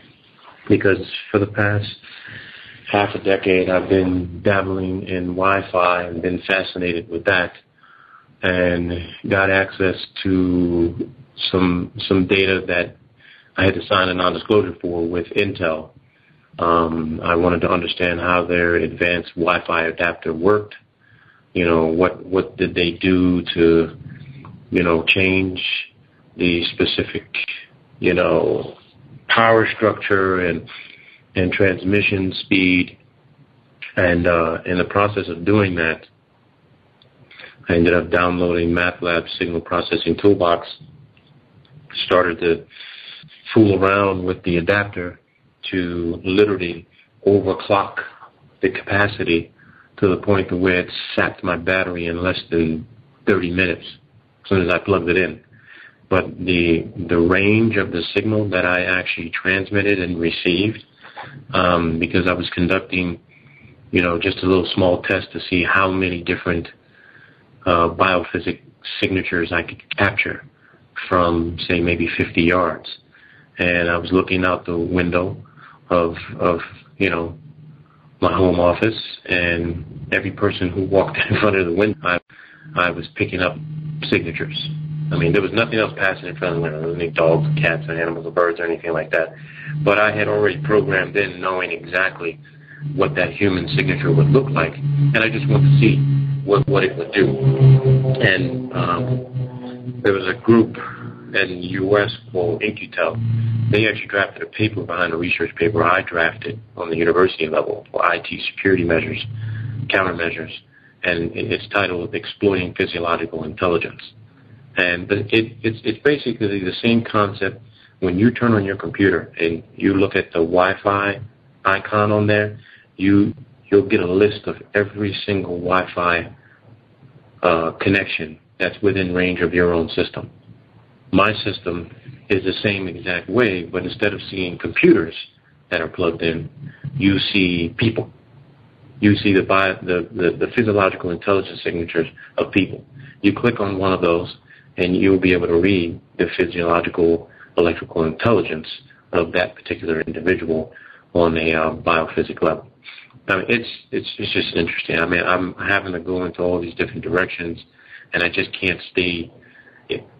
If I were just to focus on cellular biophysics, that wouldn't be enough.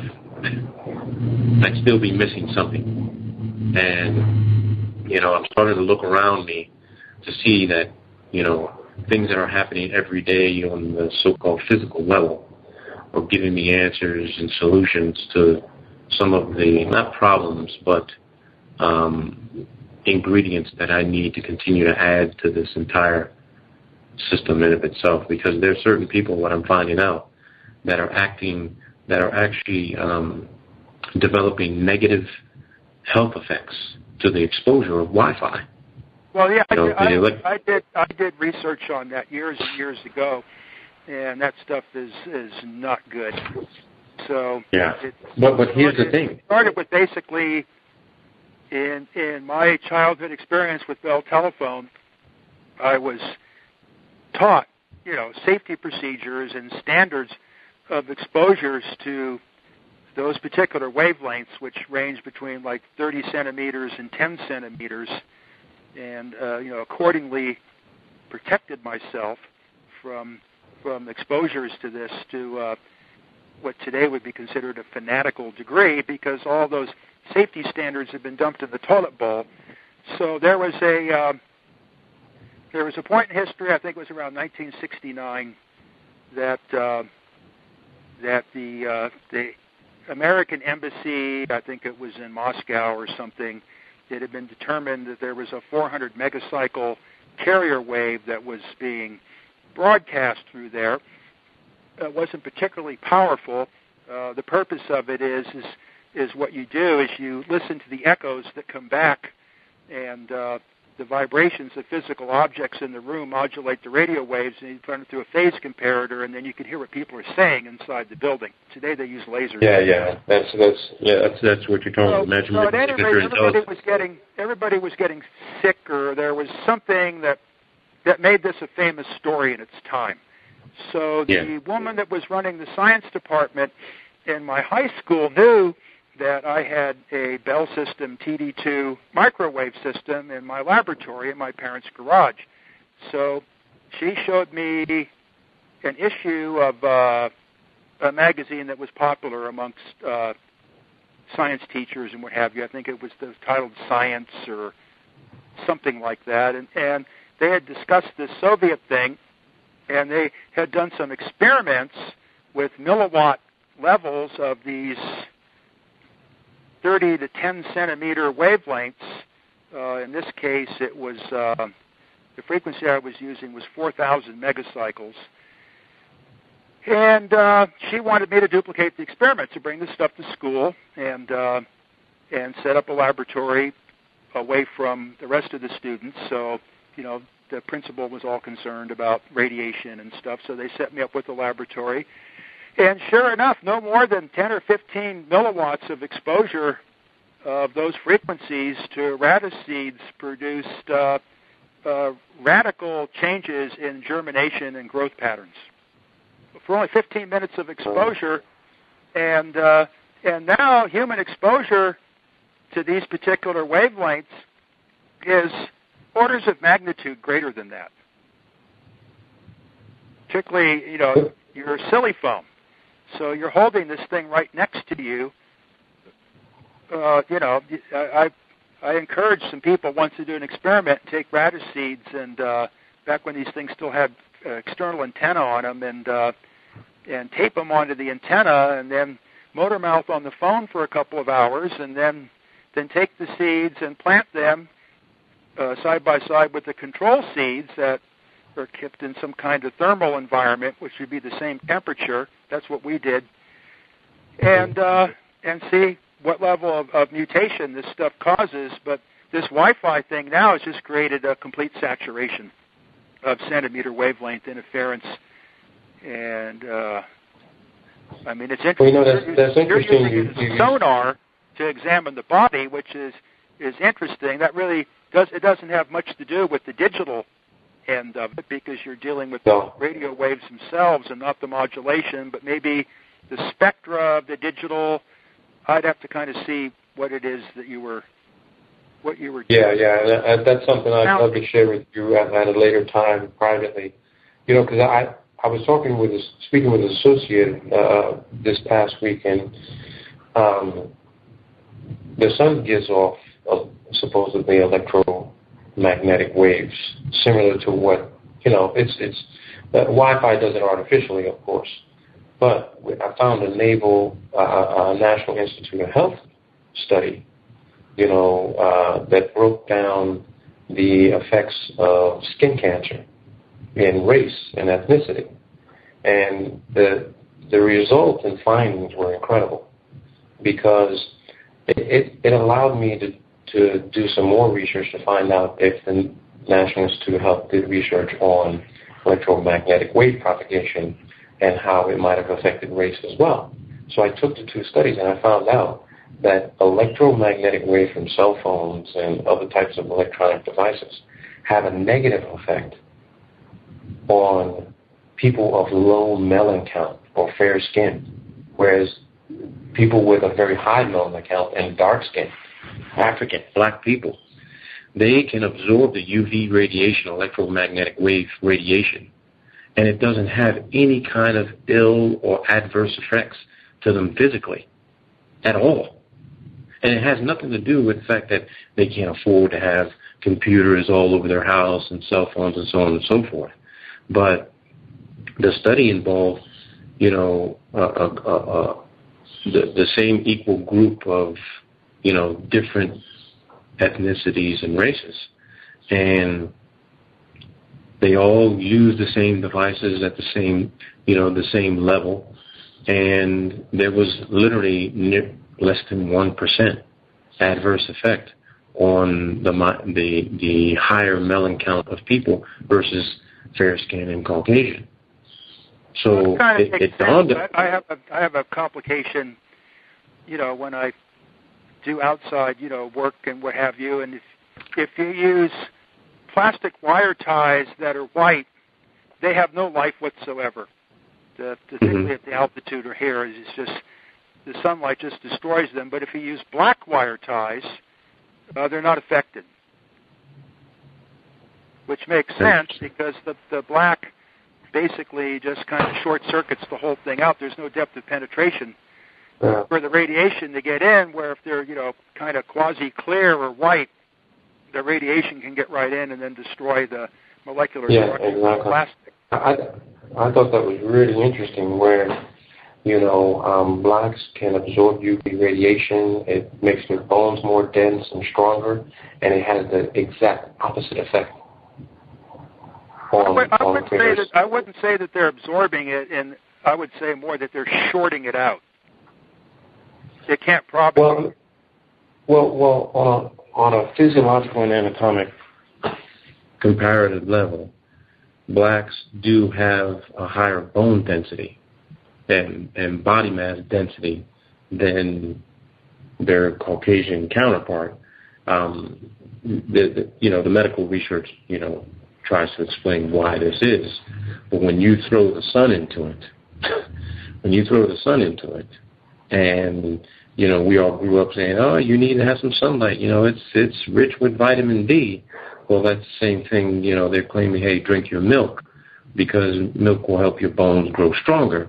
We all were told this when we were kids, but you get it naturally from the sun. I mean, for example, when my son was born, the first 6 hours of his life, the first thing the nurse told me, hey, go walk outside the room. The sun is out.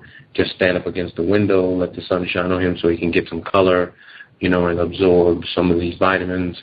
And this was something I had already known, because I worked in a hospital on a pediatric ward. But it gave me that time to think, like, wow, I need to start doing some more research into, what I'm doing on the advanced technical level, because now, I've got to be more cognizant of, okay, what's the environment doing? How is that going to affect what I'm going to develop on the hardware, software, technical level with regard to signal transmission and receipt? And, I know there's probably other people who want to talk and ask you a bunch of questions. I'd love to share emails with you. If you don't do emails... No, I don't have the email, but you can always write me at my Lone Pine address. Yeah, I have that address, and I'll write to you, and then we can have a phone conversation.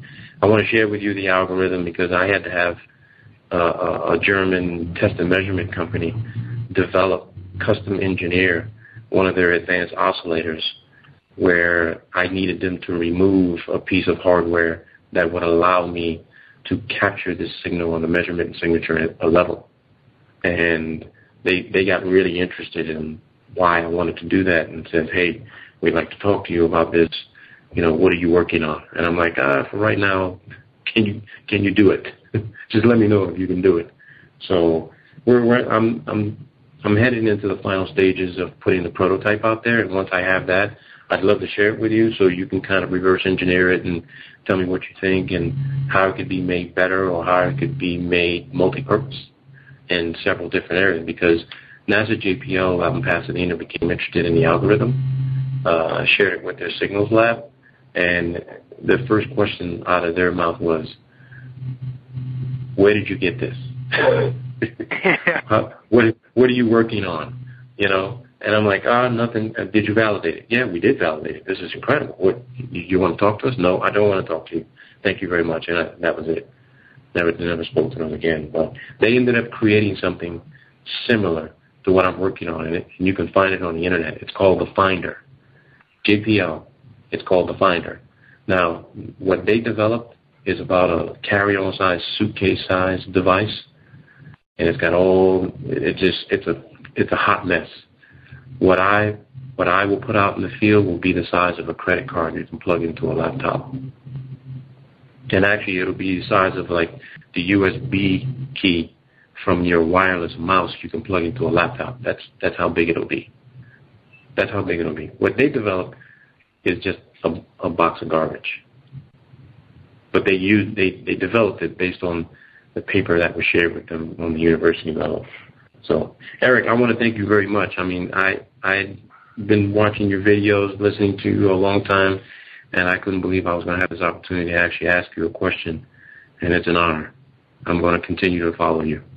Stay healthy, stay strong, and I look forward to, speaking with you further and exchanging brain synapses and neurons. Thank you very much. Well, thank you. It sounds very interesting. Take care, sir. Hello. Good evening. Yes, go ahead. I'm from the Netherlands. But I discovered your work 2 years back, Eric, and I want to thank you for that. I first saw your video history on electricity, and then later the origin of energy synthesis. That's a real great one. I think I can follow it almost completely. And then, the four-quadrant theory also was nice. But I want to ask you if you are familiar with the work of Konstantin Mell from Germany. Okay, did you ask a question or? Yeah, he asked if you're familiar with the work of Konstantin Mell from Germany. Yeah, it's going the wrong direction, completely wrong direction. Okay, I thought he did this experiment, which I put on the video, also on the old videos where he did the facet and the relativity ticket. That's a real great one. I think he does the same thing with 1.5 times the speed of light in the experimental kit he sells. But you say it's totally different. Yeah, it's not, what he's doing is confusing the whole situation with Tesla and kind of profiteering off of devices that used to be available to any high school science department from Edmund Scientific. So he's not. There's no knowledge on Tesla's work to be gained from him. It'll lead you in the wrong direction. Okay. Well, thank you for this opinion. I'm still studying this thing because I discovered his work last year, and I thought it was the same phenomenon because he both did the same Tesla experiment, I think. Also, the thing you did with sending, in one of your Borderland videos, when you sent out of in the field with pancake coil, I think. That was out at the RCA antenna field. I was grounded to one of the giant 1,000-acre ground systems out there. So that was to demonstrate the coil, and then also we used the fire hydrant in the water system in town, which is buried right in the San Andreas Fault into the ocean, and it pretty much showed without a doubt that the transmission is possible tellurically inside the Earth without any kind of antenna. With this Michael Constantine guy, he completely misses that, and he's trying to explain everything as an electrostatic transmission. But that's just incidental. It's the telluric transmission is what Tesla was really doing. Anything that Tesla did through the atmosphere usually was in the terms of some kind of beam or ray, and was never just the electrostatic field by itself. Okay, well, I think, the word scalar wave, which Constantine refers, is what he means actually is longitudinal wave, but it has to do with the mathematical thing of the third Maxwell equation, and then, that comes out to be a scalar, I think, instead of the vector thing. But he says that the third Maxwell equation is not equal to 0, and they also did an experiment in 2009 in Berlin, which he refers to, where they found this monopole, which you just were talking with the other guy, which was for me. But, yeah, so they discovered actually the monopole. Yeah, well, that's basically what's going on. It's a monopolar situation. That's correct. Yeah, so I think Constantine, he described all these things also. He wrote a few books about the potential problem. Well, I think if you study some of his work, you have another opinion about it, so I'll leave it at that. And then I have another question, if there was still some time. Also, the guy, Bruce De Palma, I discovered his work last year, but I think you are not really consistent with Bruce De Palma, because I saw your video from '96 where you were on this, how do you say that? Electronic radio thing. In Santa Barbara. Yeah, and then, and then somebody asked about Bruce De Palma, and they said that this was nothing. Yeah, I personally knew Bruce De Palma, and he was just glomming on to somebody else's work that became lost and was never fully understood. And I never saw much of anything worth pursuing in Bruce De Palma's work. Okay. Well, there was this guy in India, Tiwari.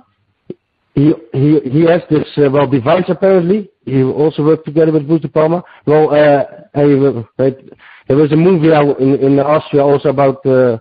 Tiwari. His name is, I don't know if you are familiar with his work. If you type in tiwari.org, he worked together with Bruce De Palma. But you say this whole device about the M-machine, it's nothing. Well, I mean, he may have shown that the law of conservation of energy doesn't apply. But other methodologies did that too, such as that what they called the reluctance machine, the electrical generator that I did the tests on in the video, that first Borderland video. That's great. When you show the two types of electricity, yeah. Basically, that to me that was the right direction to go. Is some kind of alternating current parametric situation, and the efficiency of that thing was no worse than 100%, which is already theoretically impossible. I measured the efficiency within the error of the instruments to be greater than 100%, probably somewhere between 104 and 108%, and a machine with that much leakage inductance and that much resistance due to its small size and core losses due to their abrupt waveforms should have never been any more than 50% efficient. So I've always advocated parametric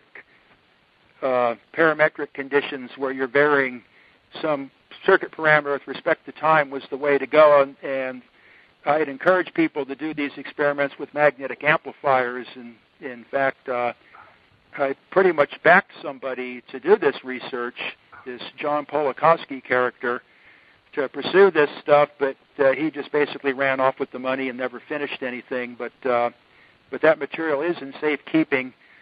The thing is, I can't do everything myself, so I have my own specific games, mostly which right now are writing, and then this long lines and telluric research.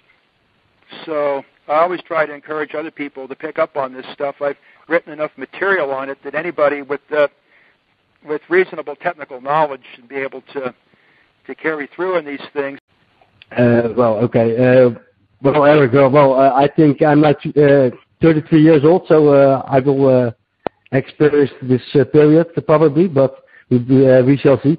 But I want to thank you for your answers, and I will follow your work here from the Netherlands to the internet. So I hope you will keep that post alive, so I can follow you from the Netherlands.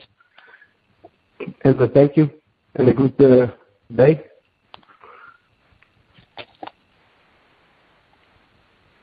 Thank you. Okay, I didn't quite get the last. Yeah, he was thanking you, Eric. Okay, you're welcome. Let's see, what's on 2 hours and 13 minutes now? We can probably go ahead and wrap it up unless anybody has a final question. If you type star, and we'll take maybe one more question, and then we'll go ahead and finish the call. If you hit 5 star, that'll let me know you have a question.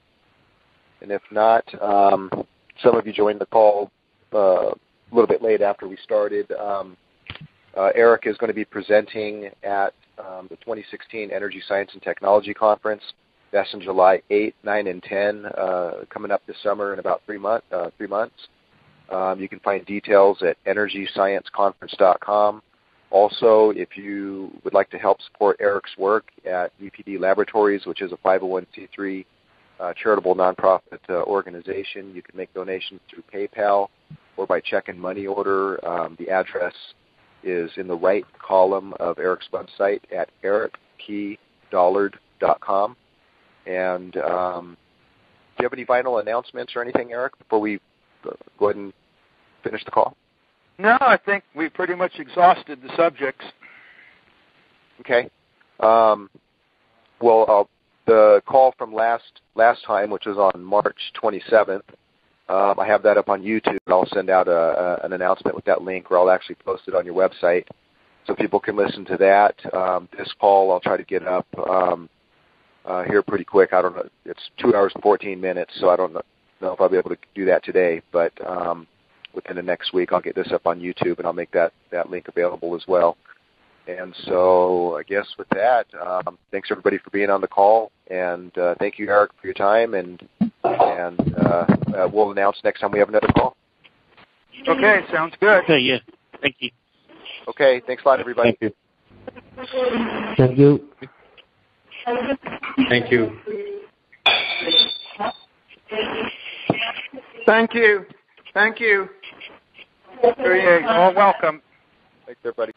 Connection, usually about 10 kilocycles, is the transition point. So as far as the voltage control element aspect, it's not really, you can't treat the thing as a nonlinear type of circuit element. In other words, its characteristics do not change with the applied voltage. What makes it appear as a capacitor in one particular aspect and an inductor in another, and for propagation to go around the coil or lengthwise of the coil, is the complex traveling and standing wave distribution on the coil that causes the lines of force to constantly change position and move from one coordinate system to the other.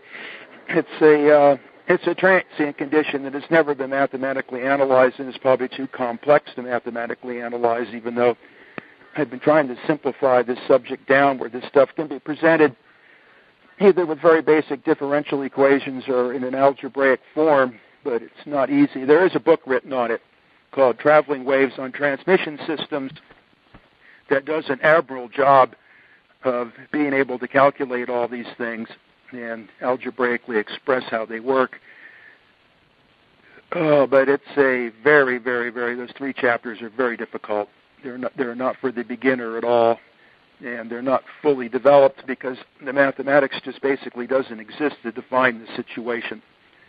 As far as the insulation goes on the coil, it's best to have the insulation. Otherwise, the corona losses are going to cause complications, and there's more chance that it will arc or burn into the coil form. So Tesla wrapped his conductors very thickly with insulating material. The one drawback of the insulating material is it increases the capacitance and burdens the coil. So there's all these conflicting factors. So that's why it's usually best to use a Teflon insulated so-called conductor, because the Teflon has a very high dielectric strength, yet it's really thin, and it doesn't contribute to the dielectric induction much, and its dielectric constant is relatively low. So the Teflon coating is pretty much invisible to the electrical process. Yeah, understood. I do have a website with one page on it at abebarker.webs.com that kind of goes over the patent, points out where it could be a possibility, but it's really not a very, very long-lasting option, because I think if the coil was uninsulated, at least the extra coil part, not the primary and secondary, it would corrode, and it would not last very long. So, I don't know. Anyway. Yeah, that's another factor is you get corrosion on the surface of the conductor, and then that just adds more losses into the system. That's why I always prefer to use silver-plated Teflon insulated wires or coaxial cables with the shield, because the silver is a type of metal. If it gets crap on the surface, it doesn't seem to interfere with the flow of electricity, and then the Teflon around the silver keeps the atmosphere from. Silver is very susceptible to sulfur in the air, so any place you have a lot of diesel fumes or power plants that burn heavy fuels, the silver always wants to turn black. In fact, actually, you can use a piece of silver and brighten it up and hang it and see how long it takes to turn brown or black, and that will serve as an indicator as to what intensity of pollution you're living in. It's a very good measuring tool for that. Yeah, I see. Okay, thank you for your time. That's part of what makes silver work so well for photography, but, everything is digital now, so there is nothing based on real materials or real functions or reality at all anymore. But that used to be... Silver is a very, very interesting material. Yes, it's very highly conductive. But are the basis for all of Tesla's and Alex Anderson's transmission work. Right, I understand it's kind of part of your earthquake detection system.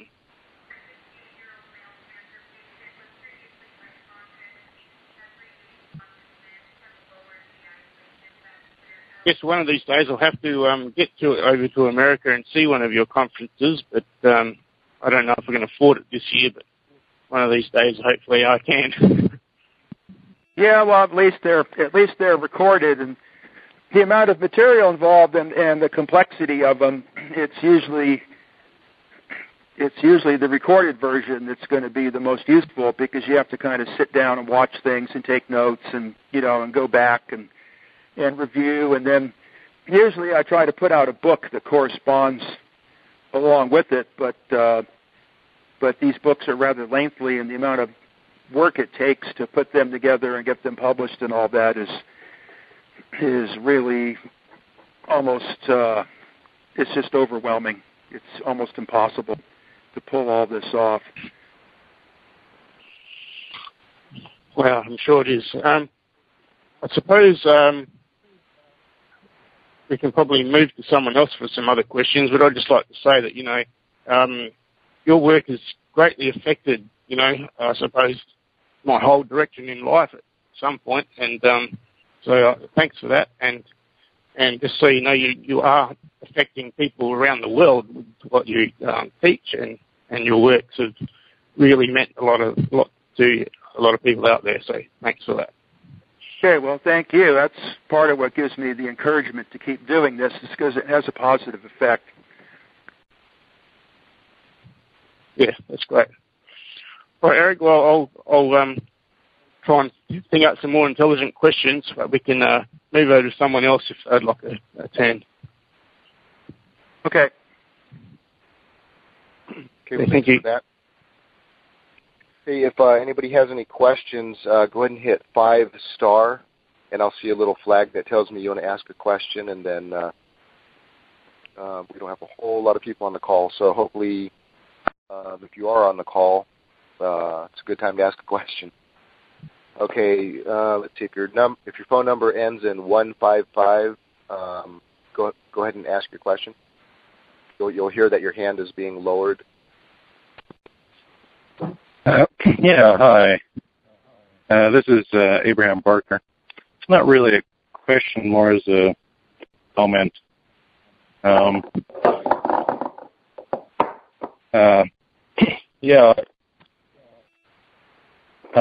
Looking at Tesla's magnifying transmitter, I notice he likes to work with a lot of voltage-controlled elements. And I believe that his extra coil there was a voltage-controlled element.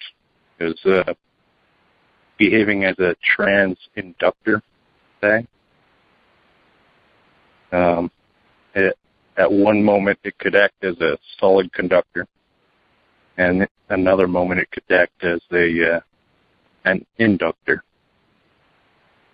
And I believe the only way that could possibly happen is if the coil itself was bare metal, because it was wrapped on a rubber insulator.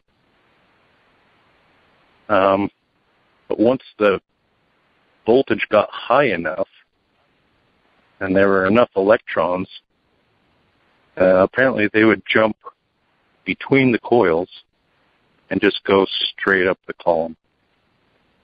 But if the voltage was positive and there were no electrons, then it had to conduct through the metal itself. Therefore, it's a voltage-controlled inductor. Any thoughts on that?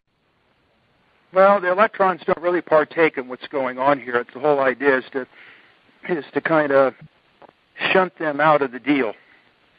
So at a certain frequency, electricity ceases to have any metallic. Universal grounding point. And that. Well, yeah, that would be what you would have to. What you're going to have to do to get rid of the inertia is there can't be any potential differentials between the object that you're trying to get rid of the inertia on and the surrounding environment. In other words, there can't be any lines of force attached to it.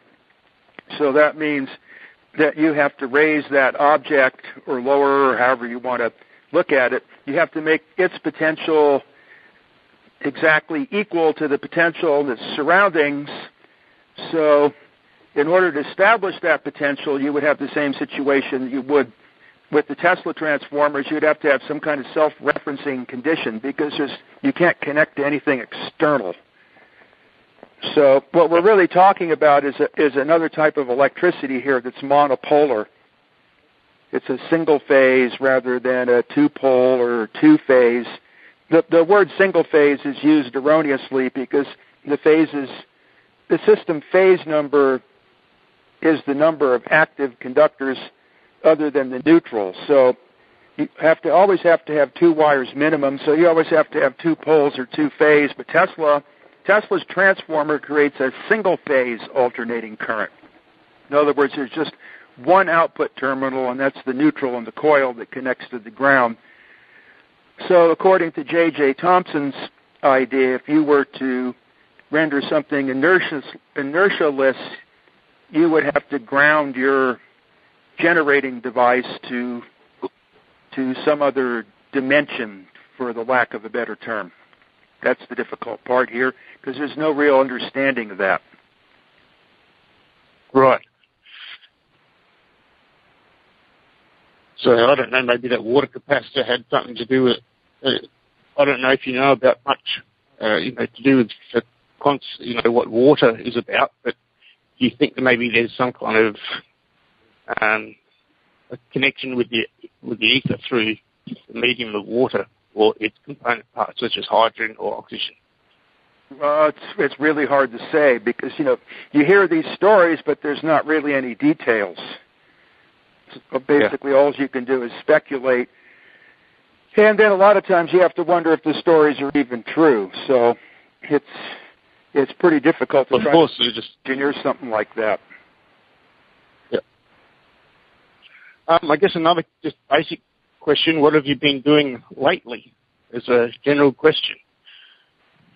Working on my presentation, or trying to anyway, amongst the various complications that I have to face in order to keep everything intact here. So these presentations take about 4 months of intensive work. So that's basically what I'm working on all the time now, is to get this thing assembled and ready to go. It's really an overwhelming task. But I'm moving forward, and it looks like I have a general plan of presentation. So this one's going to be pretty theoretical. It's not going to be out there. It's not going to involve Caesar differential equations or anything of extraordinary complexity. It's pretty much going to be Ohm's law and algebra all the way through. The aim is to show how to develop what's called the analog network or analog computer, where you can simulate various coordinate systems and dimensions in electrical transmission with networks of coils and capacitors on the bench, and then study these propagations in this analog form with an analog computer, and then later attempt to apply them to actual transmissions through some kind of medium or free space. Okay. Very good. Basically, what I'm trying to do is lay the groundwork, a mathematical justification for the longitudinal electric wave. That's primarily what I'm after here. Starting with the conventional type of wave, which is fairly well understood, and then, as the term I use, going through the looking glass and getting over to the other side and dealing with propagations that are very little understood.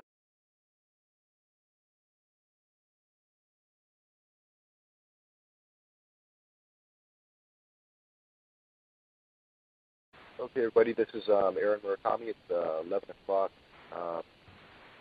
Pacific time on Sunday, April 10th, and we have Eric Dollard on the call with us. Can you hear me okay, Eric? Yeah, you're going to have to try to speak louder, or closer to the phone. Okay, I got the microphone real close. Might be time for a new microphone. Yeah, I think this might be going out. So we don't have any particular topic planned. There's only a handful of people on this call. I guess first of all, Eric is going to be presenting at the 2016 Energy Science and Technology Conference in Hayden, Idaho this summer. If you want details on that, that's at energyscienceconference.com. And then Eric's homepage is ericpdollard.com. And if you want to support Eric's work at EPD Labs, you can make a donation through PayPal there. And there's an address where you can send checks or money orders if you want to support the nonprofit. Do you have any announcements first, Eric? Or no. Okay. Let's see. Well, we only have a handful of people on the call here. If you do want to ask a question, just hit 5** or 5*, and I'll see a little flag that tells me you want to ask a question. Okay, let's see. I'm going to hit this little button here, and you're going to hear that your hand is being lowered, and then go ahead and introduce yourself and ask your question. Hello? Yeah, go ahead and speak up, and you can go ahead and introduce yourself and ask your question. Hello? Can you hear me? Yes. Right, okay. Hi, this is Michael Rieger. You might know me by the name of Sputins on the Energetic Forum from a post there occasionally. Okay. What is your username? Sputin. Okay. I'm from Australia, and it's 3 o'clock in the morning at the moment. Anyway, I have a question on the Crystal Radio Initiative. Can one use your 20% height to width ratio coil that's, say, perhaps designed for 2 megacycles or a higher frequency, but use that for a medium wave AM band and just load it up with a little bit more terminal capacitance and a variable air capacitor across the secondary coil that are tuned in to, say, a lower frequency such as 891 megahertz, kilohertz, for example. Did you hear my question? Yeah, I'm not quite certain what your question is, but what I'd say is it's not a good idea to load the coils down. They lose their transmission properties. It's better to actually have the right number of turns. You will get some results, but the burden on the coil will just turn it into a parallel circuit, and it won't want to communicate outside of itself. Okay, that's kind of what I thought. Yeah, you don't want to burden it down too much, so it's better to build a new coil for this. Yeah, that's what's really critical, because there's no way to directly calculate it. So you have to kind of get in the ballpark and then experiment to find out what kind of burden the insulation is going to provide, and the external impedances that it's connected to and all that are going to really drastically alter the frequency. So there's a little bit of fooling around involved to get it so that you optimize the thing, but the least terminal capacity and the less inductance you have in the neutral lead connecting to the earth, the more effective the coil is as a transmission device. Okay, correct. Okay. Well, that's another thing I'm working on is the neutral terminal lead to the earth. So I've got lots of fine conductors at the moment, like about 8 or 12 of them. So, from a span of about a few meters to the ground rods. So I know it's better with sheet copper, but that's about all I can work with at the moment. So I just finished that today, so hopefully I can try and tune something in the next few days, but I might have to build a new coil yet. Yeah, the ground system's pretty critical, so you want to try to approximate some kind of conductor sheet the best you can. So a number of wires spaced several inches apart. At lower frequencies, will approximate using a copper sheet, and then the ground rods should be as far apart as possible, and then zigzag between them a bunch of cross-tie wires, and then bond and solder all those together to kind of give yourself a sheet. It's actually best if the coils sit right in the middle of that ground configuration. Right. Okay.